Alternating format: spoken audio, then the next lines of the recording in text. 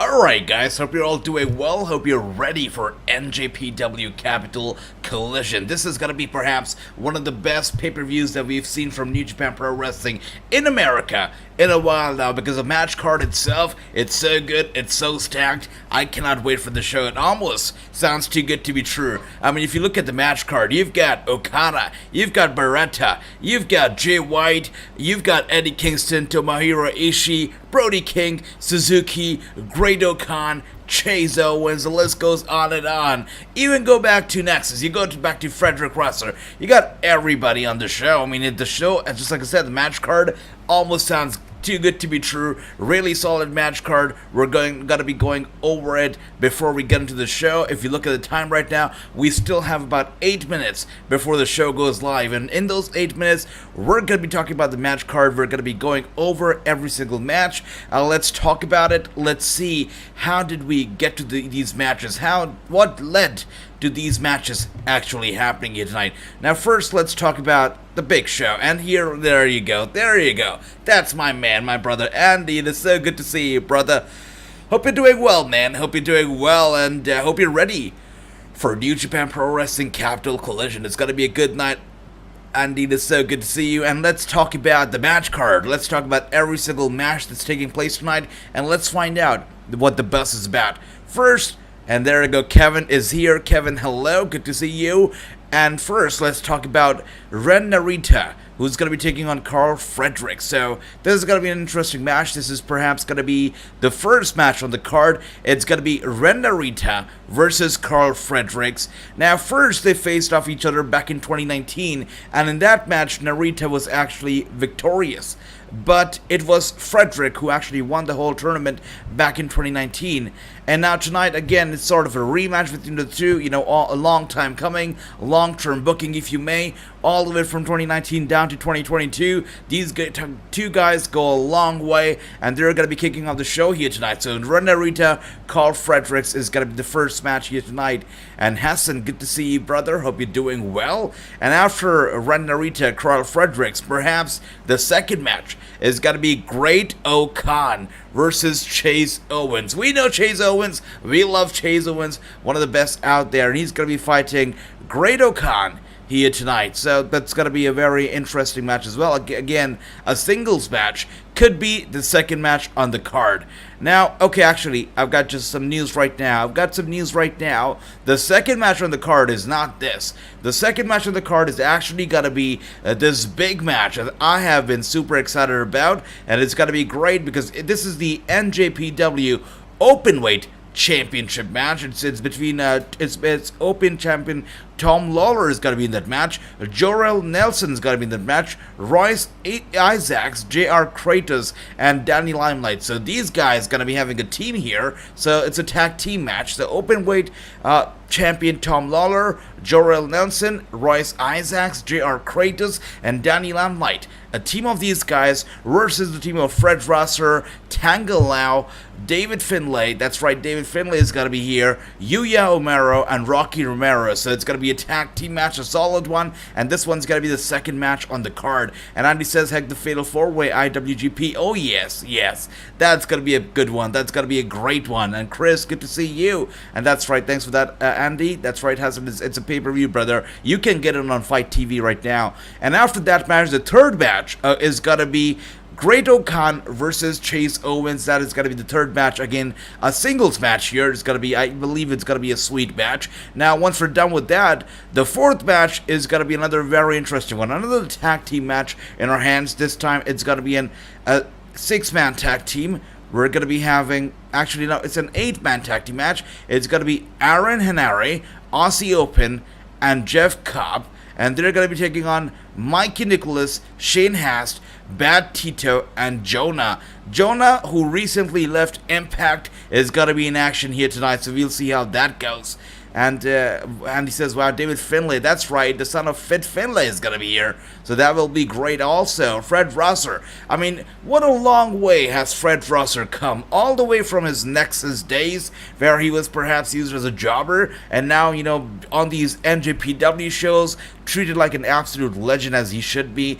This is going to be a good match that we're going to be seeing him on. It's the second match on the card featuring Fred Rosser. Hassan, it's about $20, brother. About $20.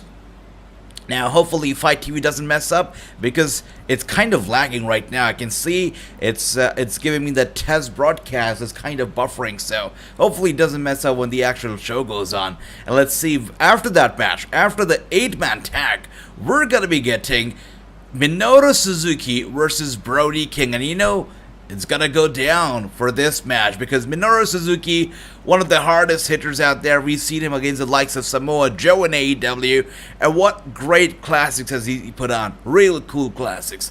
And he's gonna be fighting AEW's Brody King here tonight, so that's gonna be good. And this is a first time match. First time these two are gonna be facing off against each other, so that's interesting. You know, what happened was I'll take you back to Windy City Riot. We also watched that show together, NJPW's Windy City Riot. What happened there was that Brody King, he walked into the Lion's Den, he walked into Minoru Suzuki's den at Windy City, and he confronted a defeated Suzuki backstage, and he asked him for a match in DC, and of course the match was kind of, you know, granted. Minoru Suzuki said, "Who are you? I'm gonna kill you." And basically that is what has resulted into this match. So Suzuki is not happy about Brody King challenging him to a match. We'll see how this all goes down. And that's right, Andy. The Mighty, they definitely don't kneel. They don't kneel. And apart from the Mighty, we have the 6th match, Eddie Kingston, and he's going to be taking on Tomohiro Ishii. That's going to be the 6th match, and this is a special singles match. Of course, a features match tonight on the show, one of the very best matches on the card, perhaps a co-main event. Tomohiro Ishii and Eddie Kingston, they're going to be killing it here tonight. I'm very excited about this one. And of course, we have a tag team match. It's going to be Okada and Rocky Romero versus Jay White and Hikaru, and I don't have to say anything further about this. This is going to be a big show. You know, Okada, Romero, Jay White, Hikaru, that's going to be great. And Hassan, we still have 2 more minutes, brother, before the show goes on, so yeah, we still have some time. 2 more minutes and the show's going to be on, brother.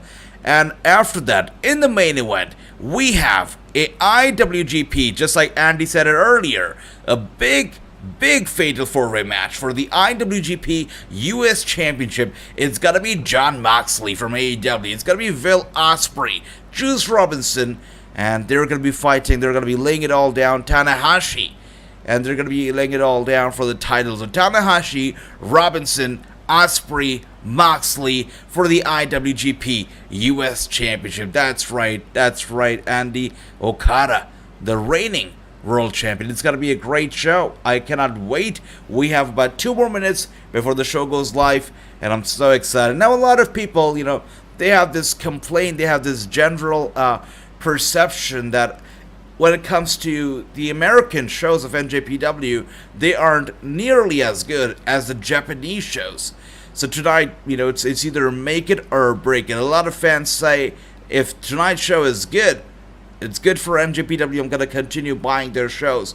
If it's not good, if it's the same old thing as we've seen in America, as they have seen in America, they're not going to be happy. But let me know, Andy, and anybody watching this right now, let me know, what do you guys think about NJPW's performance in America so far? Are you happy with the kind of shows they've put on in America with the American stars? Or do you feel like they do a better job in Japan? Let me know. And as you can see here, we are still not live. We're still waiting. Chris is here. He says Max Sterling. Yes, Jay Joke of Manager versus Effie tomorrow night. That's big, Chris. That's big. Looking forward to that as well. It's going to be a good Sunday night too. We'll see how that goes. And I hope you're all doing well. I hope you're all having a great weekend so far. Saturday, you know, we're almost done with it. Hope you all had a great Saturday, guys. And hopefully NJPW is going to be putting you guys to bed, you know, properly with a great show. We'll see how this goes. Hassan says, okay, I don't have it. Don't worry, brother. We're going to be watching it here together. We're going to be talking about it. Gonna be having some fun. And Andy says NJPW and AAA shows are doing great. I agree. The AAA Mania show that we just watched 2 weeks ago, what a beauty that was, Andy. I mean, I loved every second of it. I was on the edge of my seat for every second of the show. That AAA Mania was a thing of beauty. I totally loved it, Andy. I totally agree with you, brother. And right now, we are just a few minutes away, a few seconds away, I guess, from NJPW Capital Collision. Should be going on in the air anytime now. We're just waiting on it. Let's see. Oh, there you go. All right. We're live. We're live. We're starting off NJPW Capital Collision right now. Let's see how this goes. Yep. Getting a little preview here. Let's get the audio up.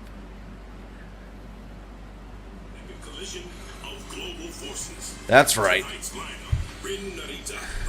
That's right, Rin Narita, just like I said, Rin Narita versus Carl is going to be the first match. The second match is going to be a big one. DKC Umera, Fit Finlay, Law Rosser, Fred Rosser from Nexus, and they're going to be taking on Dammy Limelight, Jorel Nelson, Royce, Isaacs, JR Kratos, Tom Lawler. It's going to be a big tag team match. Third match is going to be Chase Owens and Great O'Khan. Singles match is going to be another good one. The fourth match is going to be Aussie Open. Wow, look at that. It's going to be a stacked match card, just like I said. We ran down the match card. I mean, every single match so good. Aussie Open, Aaron Henare, Jeff Cobb, they're going to be taking on Mikey Nicholas, Shane Haas, Bad Dude Tuto, and Jonah. Then we have Brody King versus Suzuki. And Suzuki was challenged by Brody King to a match back at the Windy City Riot. And Brody King and Suzuki said, "Who are you? I'm going to kill you." And that's how we're getting this match. Brody King versus Suzuki going to go down tonight. That's going to be the fifth match of the night. Then sixth match is going to be Eddie Kingston versus Tomohiro Ishii. And then the seventh match is a semi-main event. And it's big because, yeah, that's right. It's a semi-main event. You know it's going down. It's going to be Rocky Romero and Okada versus Jay White and Hikaru. It's going to be a big one. That's your semi-main event. And in the main event, we have a fatal four-way for the IWGP US title. We have Tanahashi,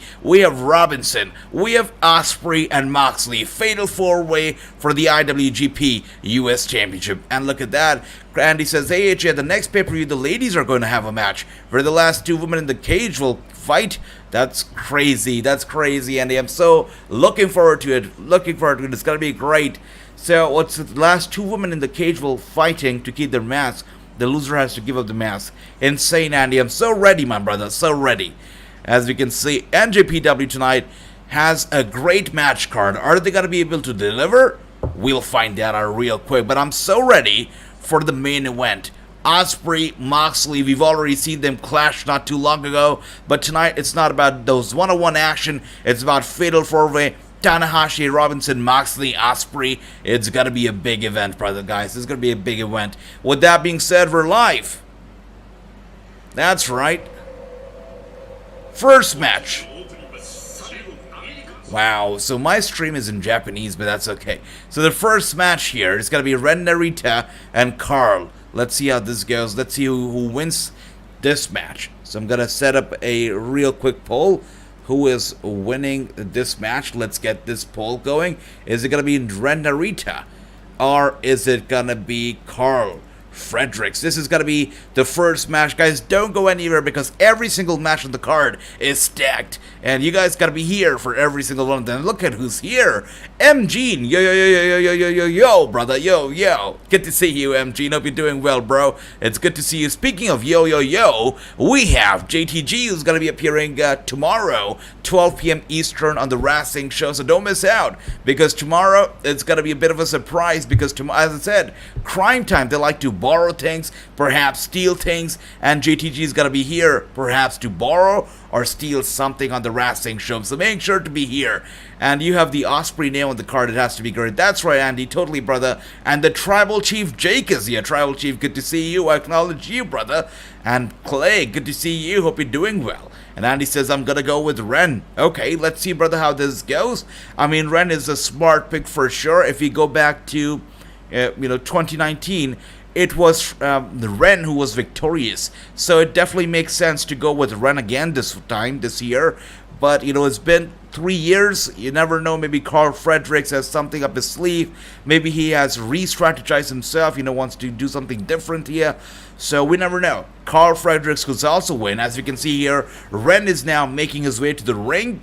He looks very determined to win. He's not about the flashy show off here. He's just getting in the ring here to win it. So we'll see how this goes. And Chris says, I pick Carl. I love that. I think that I've got to go with Carl as well. I mean, just for the fact that Ren won the first match that they had back in 2019, I think Carl could be here in retribution mode. So I gotta go with Carl right now, but we'll see how this goes. The referee's tapping down Ren, making sure everything's fine, making sure he's clean, and same with, alright, with that being said, the bell's going off here. Okay, so Ren versus Carl. Let's see how this goes. Part 2.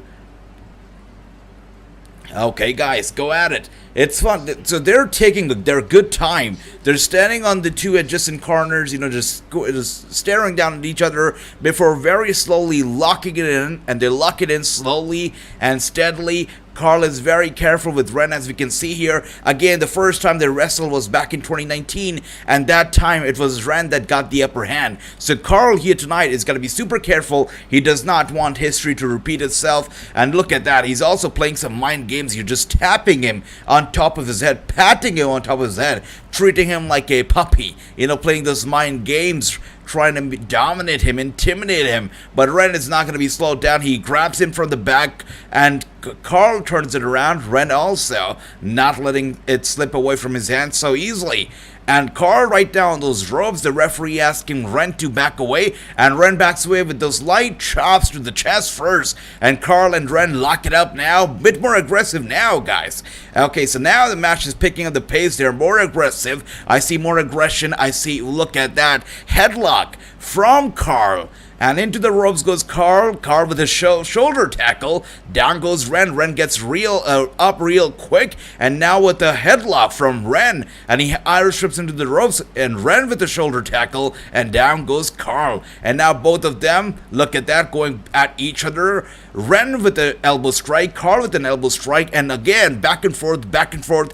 Elbow strikes on each other's heads right now. Look at those series of elbow strikes. And Carl's had enough. He grabs Ren by his throat. And a big slap to the face right there from Carl to Ren. Wow. And both of them, they don't look happy. Neither of them look happy. And Ren with a big chop to the chest. And that's right, Chris. Next week is going to be GCW week. Both Saturday and Sunday, we have GCW events. And now, with those chops to the chest, back and forth. Look at that. Yeah, they both are hurting right now. You know that. Ren's got to be hurting. Carl's got to be hurting. But none of them are selling those chops because they both want to come on top, both mentally and physically. But Ren gets the upper hand. Look at that. Now he's going at it with that knee to the midsection of Carl. And that punch to the back. Wow, beautiful stuff. And now Ren, as he was looking to hit him with the big one, Carl out of nowhere hits him with a drop kick. And down goes Ren. Carl has the upper hand right now. Once again, for those who are joining us right now, 2019 was the first time these two squared off. And 2019 was Ren that actually got the upper hand. This time, it could be Carl's night, but you never know. And Carl with a stomp to the chest of Ren. Beautiful stuff. And AJ had an MMA fight last night. I won the title by the 5th round. I'm proud of you, my brother Chris. I'm proud of you. Good stuff, my man. And right now, as we can see, Ren's down. Carl's looking on. Carl grabs him by his hair. Look at that. He grabs him by his hair. Real nice. And now with a big chop to the chest from Carl to Ren. And Ren goes down. Look at that. Wow. And Carl stares down at him. Ren also is not giving up. He asked him to hit him with another chop. Another chop to the chest delivered from Carl to Ren. And look at that. Ren gets him up to his feet and gets him down real quick. Wow, Carl now with a big elbow strike to the back of Ren. And Ren now with all the momentum in the world out of nowhere. Look at the punch and the kick to the back of Carl. And Carl's angry. He no-sells it though. He gets up real quick. He gets Ren down. And with those kicks to the back of Ren, Carl right now on fire with those kicks to the head of Ren. and now to the chest, and Ren's down. Carl goes for the cover. 1, 2, and it's a kick out. Look at that. I must say, this is a very much of a back and forth match as anybody would have expected it to be, but I like the fact that this is only the first match of the night and already such a good and compelling match. I like the action that's been delivered by both of them. Look at that beautiful belly to belly from Ren to Carl. I don't know if you guys know this, but belly to belly is one of my favorite moves in wrestling. Really, it takes a lot of strength to deliver it and a lot of excellency and practice to deliver it safely. It can go very wrong, that move, but yeah, there are some people who do it beautifully, and that was a beautiful belly to belly without a shadow of a doubt. And thank you. No problem, Chris, no problem. But we missed you, man. We missed you. And Andy says, I wasn't on last night. That's right, Andy, Chris, we both missed you. You know, it's a family that watches this together. So even if one member's missing, we all miss you guys a lot. And let's see here.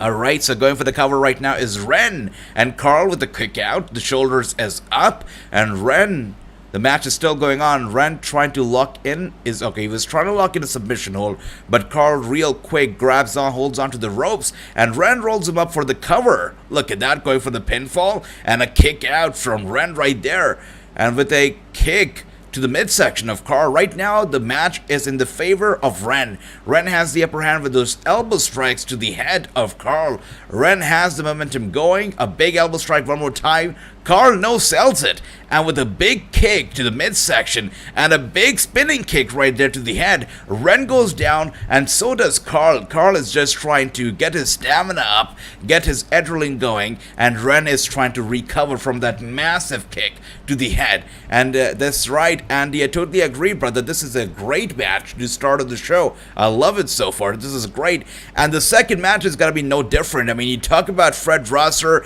David Finlay, Tanga, Yuya, DKC versus Team Phil, that's what we're calling it. Tom Lawler, Limelight, Kratos, Nelson, Royce Isaacs. It's got to be good. And look at that. Carl is going after Ren with those kicks. Look at that. Just no respect whatsoever. Just grinding his boot against the head of Ren. And now going for the big one. Is he going to be able to do it? And Ren gets out of the way real quick. And down goes Carl. Alright, you know what, this match is kind of slow-paced, but I like what I see. It's alright, I like it. And Ren kind of sees his opportunity. He's climbing the top turnbuckle. Usually I say climbing the top turnbuckle is a bad idea, but for this match, I've got a feeling that it might actually work. Let's see. Alright, so Ren grabs, okay, he's not climbing the turnbuckle yet. He grabs Carl by his head. Alright, the headlock's locked in as Ren stands on the other side of the apron, okay? And he grabs Carl once again, is looking to suplex him ringside, I believe. Is he gonna be able to do it? Is he gonna be able to do it? He gets Carl up, he was looking to suplex him on the outside, but Carl with the reversal, now with those punches. And look at the big uppercut from Carl to Ren. And Carl is climbing the top turnbuckle and he goes down. Wow, what a big stomp right there to the back of Ren. As he was just dangling on those ropes right there. Going for the cover is Carl. 1, 2, and a kick out from Ren. What a crazy match so far. That's right, Andy. Kratos used to be Aaron Stevens' tag team partner, and he's here tonight on NWA, so bit of an upgrade, NJPW, I'm sorry, so a bit of an upgrade for him for sure. And look at that right now, Ren and Carl, they both are on fire here. So Carl gets Ren up, Ren with a reversal, he stays down. Carl with those punches to the back of Ren, look at that. And Ren just shoves him, and Carl trying to get away. Ren gets him up and gets him down, going for the cover, and Ren with a kick out. Beautiful stuff. Beautiful. Ren right now is in control again, and he tries to get the submission hold locked in. Is he got, alright, the submission, the beautiful submission has been locked in. Carl trying to get to the ropes, but Ren not letting him do it so far.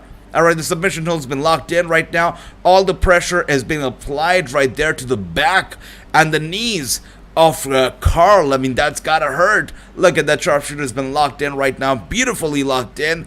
And Carl is just trying to crawl to the ropes. Is he gonna be able to do it? Is he gonna be able to do it? So he's trying hard. But Ren is also trying, he's using all of his body weight to stop Carl from moving and stop Carl from getting to those ropes. but Carl is trying hard, is using all his strength, and there you go. Finally, he makes it to the ropes and finally causing a rope break, and Ren has to let go of Carl right there. And Clay says, yes, Clay, absolutely, I gotta put it on, I acknowledge you.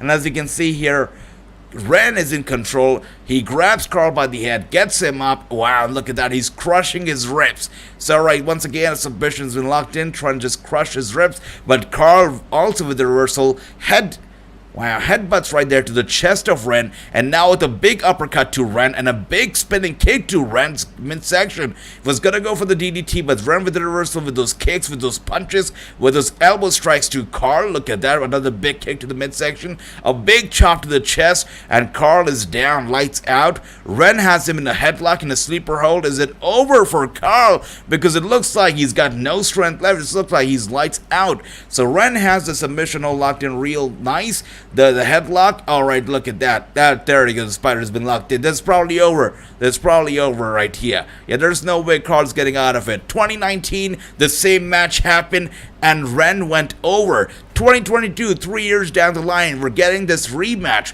Ren Narita, Carl Fredericks, and we're probably going to be getting the same result. Ren Narita is probably winning here tonight. Look at that. As he had the sleeper low locked in, Carl just feigns down to his feet. There we go. But slowly, somehow he gets up. I don't know how he does it, but he gets up and now trying to hit Ren with those reversals. Look at that spine breaker, the back breaker right there, and a big suplex going for the cover. Carl suddenly out of nowhere, Carl wins. You gotta be kidding me. Carl Fredericks, who it seemed like had the match almost lost, it seemed like there was no coming back for Carl, out of nowhere just reverses and gets out of the sleeper hold right there and hits him with a series of his own moves to get the big victory. I mean, first we saw the vintage Randy Orton move right there, the big back breaker, the spine buster, and then we got a big DDT from Carl to Ren, and Ren goes down. He was not able to kick out of the big last move, and with that being said, we have a winner, and that is Carl Fredericks. 2019, Ren got the win. So 2022, it is Carl's time. I guess, we're going to be going down 3 years down the line once again, and then we'll find out who's going to win the best of three here. And that's right, Chris 1-0, brother Chris, and yeah, you and I are 1-0. Andy 0-1, but that's okay. It was a good match. And Chris, let me know, guy. Let me know, brother. What's the three stories? And look at that show of respect right now, as we can see, between Ren and Carl, and that's what you want. That's what you want in wrestling. You want there to be respect. You want people to respect each other. Admiration and love is the name of professional wrestling. Look at that. And Carl just bows down to Ren. And Ren says, wait a minute. Look at that. And Ren also takes a knee. You gotta be kidding me. Ren takes a knee before Carl. Utmost show of respect. And so does Carl, also takes a knee before Ren. Both of them showing enormous respect to each other. This is classy. This is very, very classy. Something that we can all respect here. What a great show of respect from both Ren and Carl. So good. Just so incredible. Love it. So good.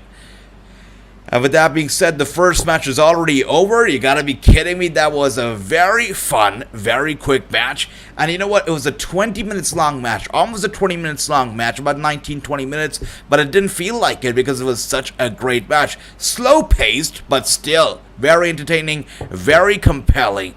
And Ric Flair, that's right, Chris, I do know. I'm aware. I think it was Andy or what? No, it was not Andy. I think it was True who shared the news yesterday that Ric Flair is trying to... Wait a second.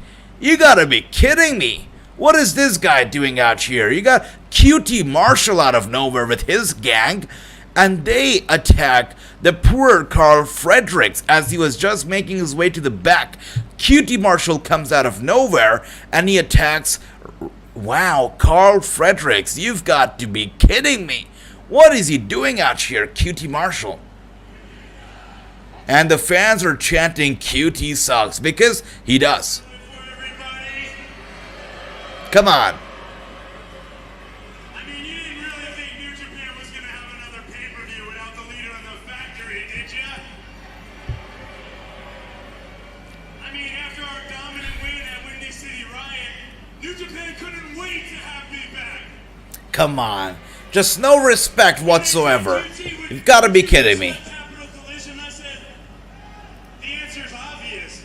Hell no, not in this crappy area. It's crazy. And Andy, that's amazing. You're watching the Stanley's Cup playoff. Beautiful stuff, man. Hope you're enjoying it. QT Marshall attacked. I agree too, Andy. Very uncalled for. As you can see here, they're literally torturing. Wow. Carl. I mean, I wonder where's Ren? I mean, he was in the ring and he was showing respect to Carl. And now QT comes out with his factory and they're attacking the hell out of Carl.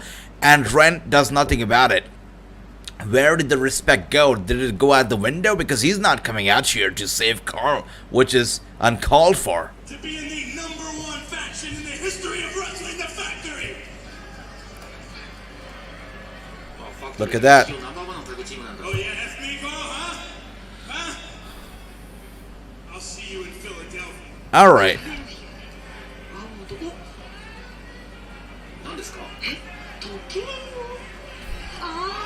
Wow.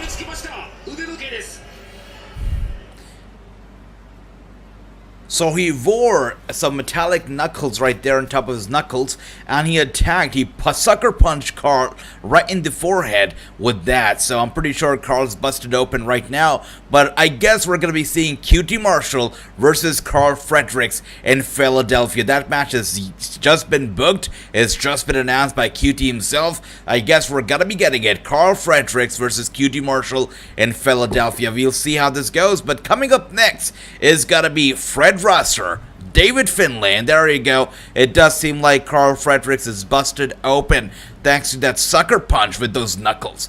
So that sucks. But coming up next is going to be Fred Rosser, David Finlay, Tangaleo, Yuya Uemura, the DKC, and they're going to be taking on Tom Lawler, Danny Limelight, JR Kratos, Jordan Nelson, and Royce Isaacs. It's got to be a good match.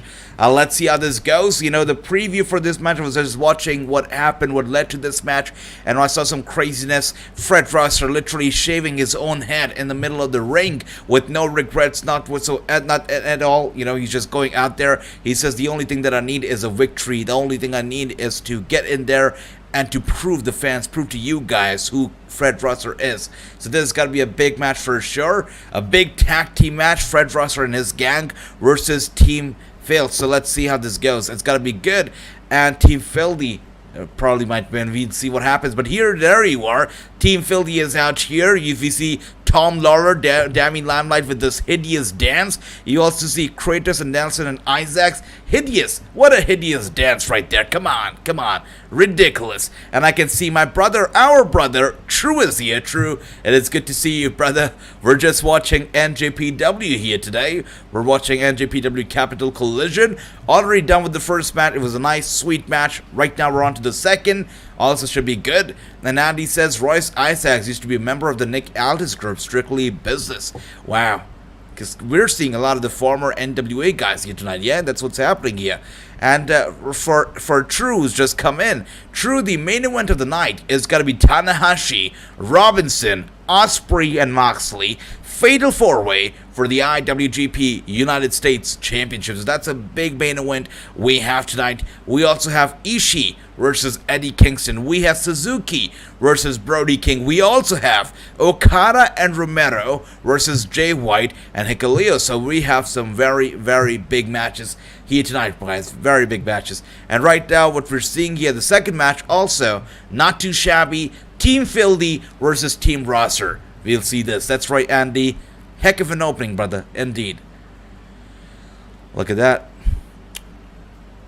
Kratos looking like the attraction of the night here. Look, getting that big spotlight. And Bobby is here. Bobby, it is good to see you. There you go.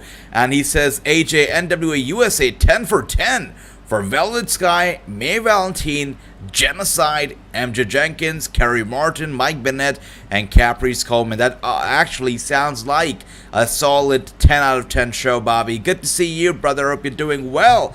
But here we see it. It seems like a good match, so, I mean, it's got to be a good match. You know, we're just getting started with those entrances right now. We've already seen Team Philly make their way to the ring. Now is the time for Team Rosser, Team Fred Rosser, to come out here. Of course, in that team, there you go. You see Rosser, a nice little vignette for him, Mr. No Days Off. I don't know about Roster. I think I am Mr. No Days Off, but that's okay. I think he's kind of stealing my gimmick here, but that's alright. But Fred Roster comes out here with his team, and his team, we have Fred Roster, we have David Finlay, Tangaloa, we have Yuya Uemura, and the DKC. It's gonna be a big show. Again, they're fighting Team Philly here, so really a big tag team. And Story 2, Tammy Lynch got her bond revoked. That's right, Chris, and she's facing from 4 to 30 years in prison. And also, the family of the victim apparently asking for an additional $100,000, payment in compensation here. And Age of the Gimp 60 seconds promo was interesting. Bobby, I'll have to check it out. I'll have to check it out, especially for the Gimp, Bobby. Thanks for that. And Story 3, Virgin has... Oh, that's terrible. That's a heartbreaking story. I hope that Virgil is able to fight it. And just wish him the best of health. That's terrible. Nobody should ever go through something like that. Terrible.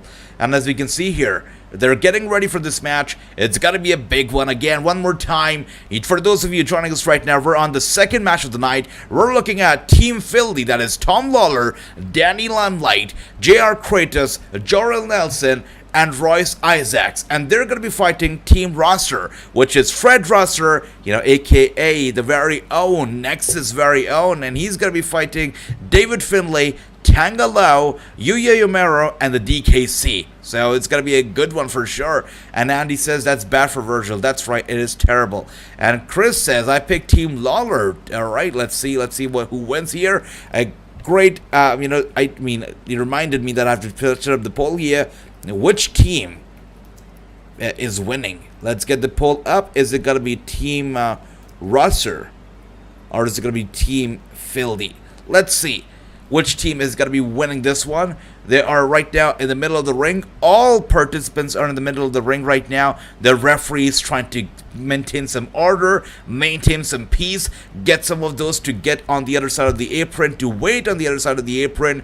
But these are some big dudes who are very angry, and it's hard to maintain order when there are so many big angry dudes in the middle of the ring right now. But if you look at Team Philly, yeah, order's maintained. Team Roster, I guess they're still talking about who's going to be kicking things off here. Let's see. All right, they're still talking about it. Who's going to open this thing? All right. Good.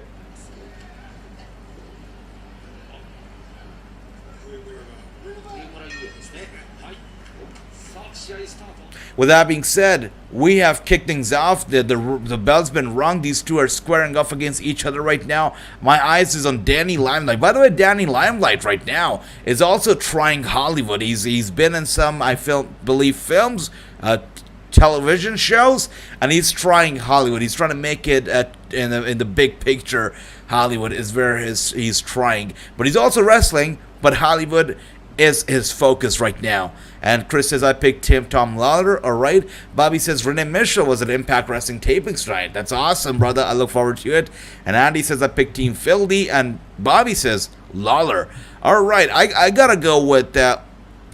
All right, Team Philly and Lawler are basically the same team, so you guys are right there on the same page. But I want to go with Roster. Fred Roster, one of the best out there. What a great guy he is. So I want to go with Fred Roster. I want his team to win here. But so far, it does not look like they have the upper hand, because look at that, a big slap to the face to a member of his team. And he's not taking it well. Obviously, not taking it well. Look at that. These two clash up against each other, lock against each other here. Yep, they're going at it. Aggressive to start this off. Interesting. All right, now another big slap. Look at that. The guy returns the favor, and a big slap to the face of the guy from the Lawler team, and now he has up on his shoulders. Look at that. And now, beautiful stuff. Right now, as we can see, it's a bit of a back and forth, but right now it is Team Roster that's in control, at least for now. And True says it's gonna be Team Philly. Alright, True, my brother. Let's see. All of you here said it's gonna be Team Philly, but I gotta go with Roster. Much love to him. He's a great guy, so I feel bad for him. With that being said, Roster's been tagged in, and he comes in here with such heat. And as soon as he's here, he's not only focused on the guy. Well, look at that. Not only focused on the guy who's in the ring, but more focused on the guy who was right there on the apron, and he goes after him, just setting him right there into the barricade, slamming him down hard to the concrete. There is no order that is maintained in this match right now. All members of both the teams are clashing, are facing off against each other ringside. We're back in the ring though. Fred Roster is in the ring and he's still dominating. Fred Roster, ever since being tagged in, has been hot and has been fighting here, really fighting. And there you go with those kicks to the midsection, and a tag's been made from Fred Roster. Okay, Fred Roster's team right now has the upper hand, so maybe they'll win. They are my pick to win here, so better win. They better win. Alright, let's see who gets the win here though.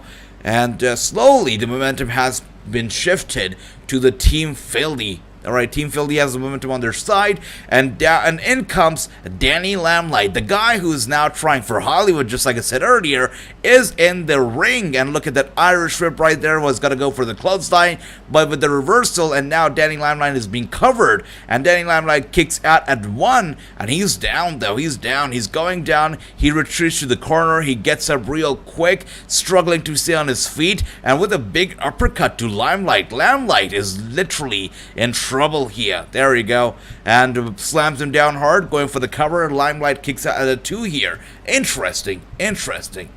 Alright, and Bobby says, AJ, which indie wrestler do you want to see get an opportunity to wrestle on Impact Wrestling Knockouts division? I mean, you know, Bobby, so many good independent wrestlers out there. I would like to book every single one of them, but I must say there's a wrestler going by the name of Jasmine Allure. I would like to see her. You know, she's really making some name for herself, so I'd like to see her on there. And now Limelight is in control. There you go. Out of nowhere, Limelight shifts the momentum towards his side, towards his team, and a tag has been made. And in comes, this is gonna be trouble, because in comes Kratos. And Kratos is here with a big boot to his opponent. He gets him up real quick. Kratos is in the match, and there is no way he's letting go of this match. There's no way he's letting that momentum slip off his big fingers. There you go. Kratos is such a giant and dominating figure. Now with a big elbow strike to his opponent right there. His opponent's down, he's dizzy, and Kratos now with a big snap to the face. Look at that. Yep, Kratos is in total control here. And he's looking for the Irish whip. There you go, big Irish whip, going for, alright. And he's out of the way. Alright, beautiful stuff. Kratos, the thing about him is a giant guy, but he can also, you know, fly. He's very athletic. And he saw him flying right there, and he meets him with a big shoulder tackle. Gets him down. Kratos is in control here, which means Team Philly right now is in control here. And he gets his opponent up 90 degrees up on his shoulders, and he gets him down real quick. Look at that, Danny Limelight though. All members of Team Philly get involved, get in the ring, and get all members of Team Frederick Ross off the apron. And now there's no order, literally no order is maintained in this match, as everybody's involved. The referee can do nothing about it. Every single one of Team Philly is involved here, and the referee literally can do nothing. He's doing nothing to maintain order. Come on, you gotta be kidding me. All members of Team Ross down, all members of Team Philly in the ring, and the referee can do nothing about it. You gotta be kidding me. And hello, good to see you. And as we can see here, tag's been made one more time, and now Kratos is stepping away from the ring because he's tagged in his partner, and that's where things went wrong. I mean, I don't know why Kratos felt the need to tag somebody else in, because him himself, you know, in the ring, I think he could have won the match all by himself, but he tags his guy in, and I think that's a bit of a mistake here, because until now, the match was very one-sided with Team Philly having the upper hand, but ever since he's tagged his friend in, it's a bit of a back and forth here. Now look at that, his friend gets hit with a drop kick, and I guess a tag's got to be made by, there you go, and tag's been made on the part of Team Ross as well. And again, all the Team Philly members get involved, especially this Danny Lamplight. I mean, he wastes no second, not getting involved. He gets in every opportunity he gets, left, right, front, and center. And there you go. You see him getting that spinning, roulette right there in the middle of the ring. He deserves it. Yeah, he deserves that. And Danny Lamplight is KO'd, and he's down. I don't think he's going to be getting up real quick. He's probably very dizzy. There you go with the DX chops right there. Gotta love that. Okay. And as we can see here, Team Ross is in control. Beautiful stuff. And that's right, Clay. I gotta put that championship up. I'll put it up. And AJ, I would like to see Maddie Rensko. Oh, that's right. Zoe Sky is good. Ali Catch is really good. Viva Van is another wrestler who is made by Joseph Samuel. I mean, Joseph Samuel, she's a Joseph Samuel project, really. Joseph is the one who's pushed her. He's the one who's given her spotlight, who's believed in her, so that's great. So Viva is a Joseph Samuel project, and I hope that she does better and better in the industry. She's so good. Really one of the most talented wrestlers out there. I'd like to see her get out there as well. And as we can see, her tag's been, oh wow. Tag's been made once again, on the part of Team Philly. And that's right, Team Philly, once again, with the dirty work, they have the match in control. And now I kind of understand why all of you picked Team Philly to win, because literally, they are dominating so bad here. Look at that, a big kick. Alright, okay, sweet. And Tanga right there with the reversal. Gets his leg down real quick, grabs him mid-air, and now a headlock or sleeper hold has been logged in from Team Philly, and this guy slowly fading, slowly getting down with the reversal right there. He gets his opponent off, and a big spear. Wow, a big spear from Team Philly. And once again, Team Philly is just like that in control. Once again, Team Ross is in trouble. And alright, a tag's been made to Ross here. The man himself has been tagged in, and he goes at it with those big chops, alright, with those big punches. He's not holding anything back here. He's got to go crazy. His opponent gets him up on his shoulders, and you can see Ross here is bald. He's not got no hair, and he literally, in the build-up to this match, Ross literally shaved his head clean, and that's how big and personal this match is. He's out here not just for another wrestling match. He's out here to make a statement, to prove himself to the world here. And look at that, a big elbow strike from Lawler to Ross. That's gotta hurt, and Ross is down and is in trouble. Look at that big kick to the throat of Ross. That is disrespectful. Philly Tom Lawler was former MLW champion. He's the guy who lost his title to Jacob Fatu. There you go. Thanks for that, Andy. Thanks for that, brother. Wow. Alright, Jacob Fatu, what a monster, though. What a monster. So good. So awesome. As we can see here, Team Philly is my pick. Chris, good to see you, brother. Chris says it's got to be Team Philly. So everybody here, except for myself, has said that it's got to be Team Philly picking up the win. I still want to go for, Ross, because Ross, he's a great guy. But it seems like Team Philly definitely has a lot of momentum going on their very side. We'll see how this goes here, guys. We'll see how this goes. But they're killing it. Danny Limelight here gets a solid treatment right there with those big chops to the chest of Danny Limelight. Right now, Team Ross is in control one more time, which is beautiful. And Danny Limelight is being punished here tonight. Really, he hasn't been able to put on so much offense as he has been attacked. And look at that. In the ring right now is Kratos, and if you have the name Kratos, you're big, and you're strong, and nobody can stop you. And now with a slap to the chest of Kratos, and he was gonna go for it one more time, but Kratos grabs his arm, hits him with a big clothesline, knocking him down at once, and Kratos is in the middle of the ring looking good. There you go. And he could be jumped on from behind right now, and not so easy, not so fast, because Kratos, he just smelled the threat behind him. He turns back real quick to see his opponent right there. Look at that. And wow, his opponent asks him to hit him with a chop to the chest. And Kratos, I guess, obliges. And instead of a chop to the chest, he hits him with an elbow strike to the face, to the jaw. And this guy no-sells it. He's like, alright, good stuff. And he is looking to hit Kratos with his own big chopper strike. Let's see how this goes. And he hits it with a big elbow strike to the head of Kratos, and Kratos no sells it as well. Wow, what a back and forth here. Both of them making each other look like total jokes, not selling each other's moves here. Look, not selling each other's elbow strikes here. Now with a series of elbow strikes, back and forth, back and forth, back and forth. Look at that. Wow, beautiful stuff. Big elbow strikes to each other's heads right there. Wow, look at that stuff. This is great, great stuff. Yep, Kratos is trying to get the momentum on his side, but really, it's going to take a lot more than that to win this one. Look at that, and now a big headbutt to Kratos. And he's jumping around, looking to get the momentum on his side. Kratos, though, meets him with a big shoulder tackle. And a big shoulder tackle to Kratos himself. Kratos gets him up, gets him down. And Team Philly is in control, guys. They are still in control. Bobby says, Thea Hale has wrestled Ivy Nile, Fallon Henley, Sloan Jacobs. That's right, Thea Hale, so good. And so is Elektra Lopez and Jacobs, Sloan Jacobs, and Ivy Nile and Fallon Henley. If you talk about NXT right now and you talk about the women's division, it's on fire. So good. It's so good. And thank you for that, Andy. Thank you. I am glad that you like the setup, brother. I'm so glad. Thank you so much, brother. And as you can see here, this is a great match that we're seeing here. And Yuya right now in the ring. Okay. And he's going after Kratos along with his buddy here. It's a double team against Kratos. Wow, with a big suplex to Kratos. And when a big man is sent up and sent back down hard to the mat, the big man is never getting up, and I don't think Kratos is getting up. So I guess it's safe to say that one member of Team Philly, that's Kratos, has been eliminated, at least for the time being here. And again, they're trying to get the momentum on their side. Team Philly here looking for their own double team. There you go. Wherever is Fred? Fred needs to be here, and he needs to do something for his team right now, because the victory is slipping away from their very fingers, as we can see right now. Look at that. Yuya is in trouble. Yep.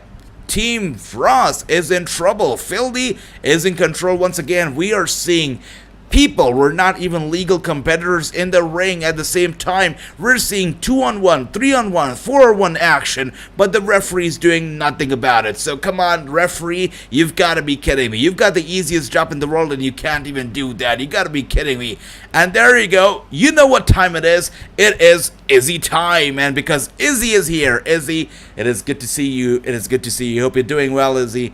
Wow, look at that now, a bit of a big drop kick off the turnbuckle, and he sends both of his opponents from Team Philly down.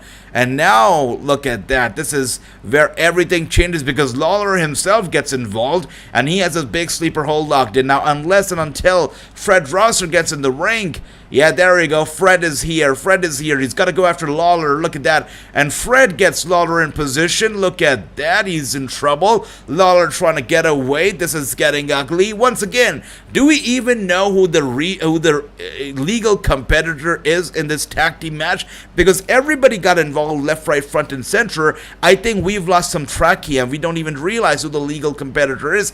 I don't think the referee realizes who's the legal competitor, but I don't think that matters at all. And Danny Limelight with a big of a botch right there. He was trying to pull off a beautiful move of the ropes right there, but he was met with a botch. He was gonna go for the DDT, but he botched out real quick. And now he goes for the cover. And with that being said, Danny. Wow, you gotta be kidding me. Team Philly picks up the win because of Danny Limelight. Team Philly picks up the win, guys. It's over. Alright, it's over. Team Philly, because of Danny Limelight, have picked up the win, just like that. So, the main guys of this match, Lawler and Ross, they didn't even get involved in the match. They didn't even get involved in the results of this match. Team Philly got the win thanks to Danny Limelight. You gotta be kidding me. And just like that, now it's a full-on brawl here in the ring, ringside, everywhere. It's a full-on brawl. But again, I am kind of mad that the guys, about whom the match was, Ross and, of course, Lawler, they did not even get involved in the results, in the outcomes. So that's a bit of a disappointment here. And I can see Andy 1-1. There you go. True 1-0. Chris 1-0. And Chris 2-0. Beautiful. And Bobby 1-0. I am also 1-1 right now because I was going with Ross. So right now, I'm also 1-1. All right. You know what? Good match. I liked it. For a tag team match, I think it was great. Really, though, the referee does not know how to enforce rules, so that sucks. The referee gets a thumbs down from me, but the match gets a thumbs up. They went crazy, and I can appreciate that. But overall, it could have been better. It could have been better, but it's alright. It's okay. Now, that was the second match. The third match is going to be another big one because we have Chase Owens, and we have Great O'Khan, and it's going to be a singles match. I have high expectations from this one. Who is going to win it? I mean, these guys have got a bit of a history here as well, so it's going to be interesting. What happens when these two clash out? Great O'Khan is a crazy guy. You can look at his face, you can look at his teeth, and this guy is crazy. He's nuts. And he's going to be fighting Chase Owens here tonight, so we'll see how that goes. And Bobby says, which NXT 2.0 wrestler do you want to see wrestle against Miko Satomura for NXT UK Women's Championship? That's a great one. I would instantly say Saray. Give me Saray versus Satomura. What a very different kind of wrestling. Very similar, but so different. The whole character, everything, so different. I would love Saray versus Satomura, Bobby. Let me know who you'd like to see, though. And he says NXT 2.0 is thinking about going back on the road again. It's true. They're trying to go back on the road. They're trying to do things maybe at the performance set. I'm sorry, at the Full Sail. So they're trying to do that. If they come at where I'm at, I'm thinking to see Roxy and Cora Jade Nikita Lyons. That's great, Andy. You should definitely go, brother. Definitely. I mean, yeah, 100%. And Chris says Chase Owens is my predictions. That's great, Chris. Great stuff. Let's get the poll up real quick. Who is winning this match? Who is it going to be? Is it going to be Great O'Khan? Or is it going to be Chase Owens? Let's see. Let's see who will pick up the win here. All right. And wow, so Chris says Owens, True says Owens. So right now, as we can see, the weight is shifting towards Owens. Owens is a fan favorite, at least for now. We'll see how this goes. But between Great O'Khan and Owens, both Chris and True say Owens. And there you go. Andy also adding some weight, okay, saying Owens. I like that. And Chris says Cora Jade faces the NXT UK. I'd like that. Cora Jade should be there. And Bobby says, I pick Great O'Khan. All right. So, I went against the popular vote and I went with the unpopular vote for the last match. I went with Team Ross, which was the unpopular opinion. So for this match, I'm going to try and play safe and I'm going to go with Chase Owens. I'm going to go with the majority here. I'm going to go with Chase Owens as well. So Great O'Khan right now represented by Bobby and Chase Owens by all of us. Alright, Chase is in the middle of the ring right now. Looking good, looking excited. This is going to be a good match for sure. And after this match is a match that I am also very excited about. It's the tag team match. You have the United Empire versus TMDK, the Mighty Don't Kneel. So that's going to be a good match as well. And after that is the series of matches that I'm so ready for. First, we've got Brody King and Minoru Suzuki, and we know that's going to be a big one. So I'm very, very excited about that match. And following that match, we have Eddie Kingston and Ishii. Another amazing match for sure. And then we have the Bullet Club, which is Jay White and Hikuleo versus Chaos. That's Okada and Rocky Romero. And following that one, we have our main freaking event, which is Tanahashi, Robinson, Osprey, and Moxley for the IWGP US Championship. So it's going to be good. And I can see here, Karamveer Singh G, Lion, brother, it is good to see you, Veerji. Hope you're doing well, my man. Hope you're doing well, brother. And Bobby says, I picked Great O'Khan. Beautiful stuff. And as you can see here, he comes out with a question mark on his face. And he's trying to make his way down the staircase. Yeah, you know what? If you don't want to stumble down the staircase, don't come out with a question mark on your face. And that is a rhyme, guys. Look at that. And Bobby says, AJ, I would like to see Tatum Paxi or Elektra Lopez. That'd be nice. Yeah, get me Elektra Lopez versus Mika Satomura. I'd like that. AJ, is there a championship on the line tonight? Clay, tonight, there's no title on the line because we have a very few competitors, so not tonight, but in the future we will have of course titles on the line. As we can see here, Great O'Khan looking good, gets the question mark off his face. It's got to be a good one. I mean, Great O'Khan is so good, but again, I gotta go with the popular opinion here. I gotta go with Chase Owens for sure. Let's see what happens here tonight. Alright, so actually I was thinking about the title since Clay brought it up. Guys, I know that there are not a lot of people here, so I'm just thinking, if it's got to be fair to have the title on the line or not. But since this is typically, a pay-per-view, we could have a title on the line. We could have the Galactic title on the line. But what do you think? Should we or should we not? I'm just thinking, is it going to be unfair to a lot of people because they don't even watch the show or they're not even watching it? So, I don't know. What do you guys think? Let me know. And as you can see here, the referee is patting down Great-O-Khan, making sure he's clean, making sure he's okay. With that being said, the referee rings the bell. Great-O-Khan and Chase Owens going at it right now. Early on, kicking off the match, they are just circling around the ring. Right, look at that.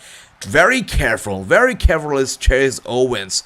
And there you go. He actually is trying to first read his opponent's mind here. As Great-O-Khan got real close to Chase, was about to grab him.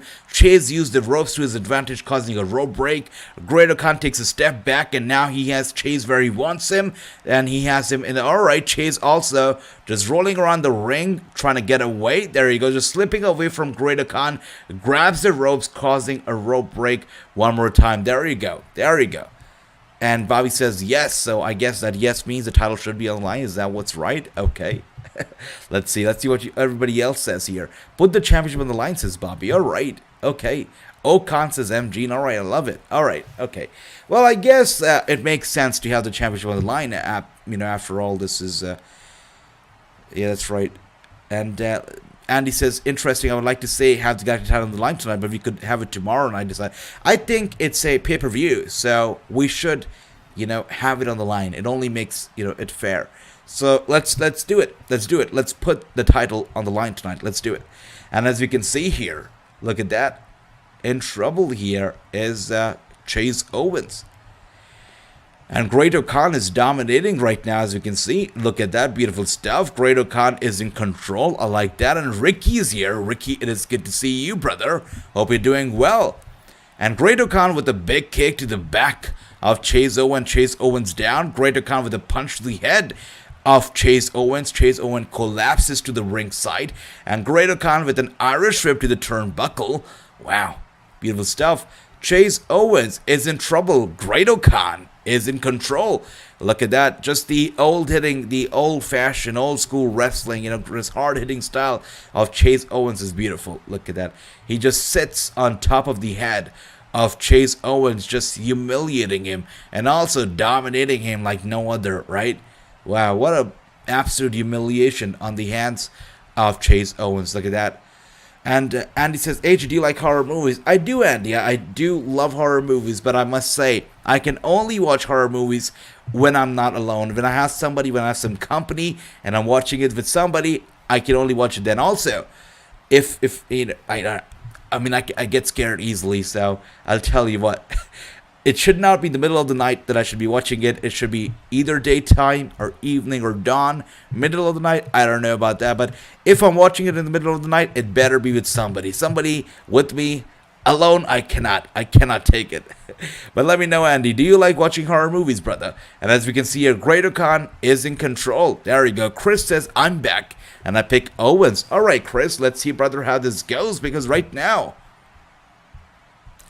Great-O-Khan is, wow, look at that. Chase Owens just drags him by his arm, and Great-O-Khan goes, his throat just goes first into the ropes. So right now, as we can see, Great-O-Khan is in some trouble. He's having some issues breathing. Look at that. And Chase Owens is, trying to turn the tables around. Look at that. He grabs Great-O-Khan by his ponytail, slowly getting him up to his feet. Beautiful. And Great-O-Khan trying to reverse it, but not so easy. Chase Owens is in control. He just twists the ponytail of Great-O-Khan once, twice, and just whips it down. Wow, that's gotta hurt. Pulling on the hair of somebody and just pulling them down, hurting them by the hair is the absolute worst thing that you can do. Great-O-Khan must be in some trouble here. And Bobby says, AJ Matthew Rehwoldt have a singles match against Rich Swann. Nice. It's interesting how Matthew Rehwoldt recently gave a statement that if he returns to the WWE, it's not going to be to wrestle. He's never going to wrestle again.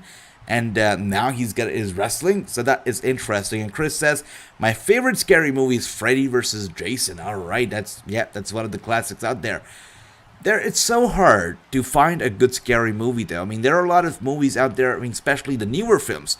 Back in the day, you know, the 1980s and 1990s gave us some very good scary films, but the newer films, a lot of the times, are not as scary. So that's a bit of a problem. But, yeah, I mean, I have a lot of, absolute favorites. The Sixth Sense, absolutely one of my absolute favorite, one of the classic scary films from back then.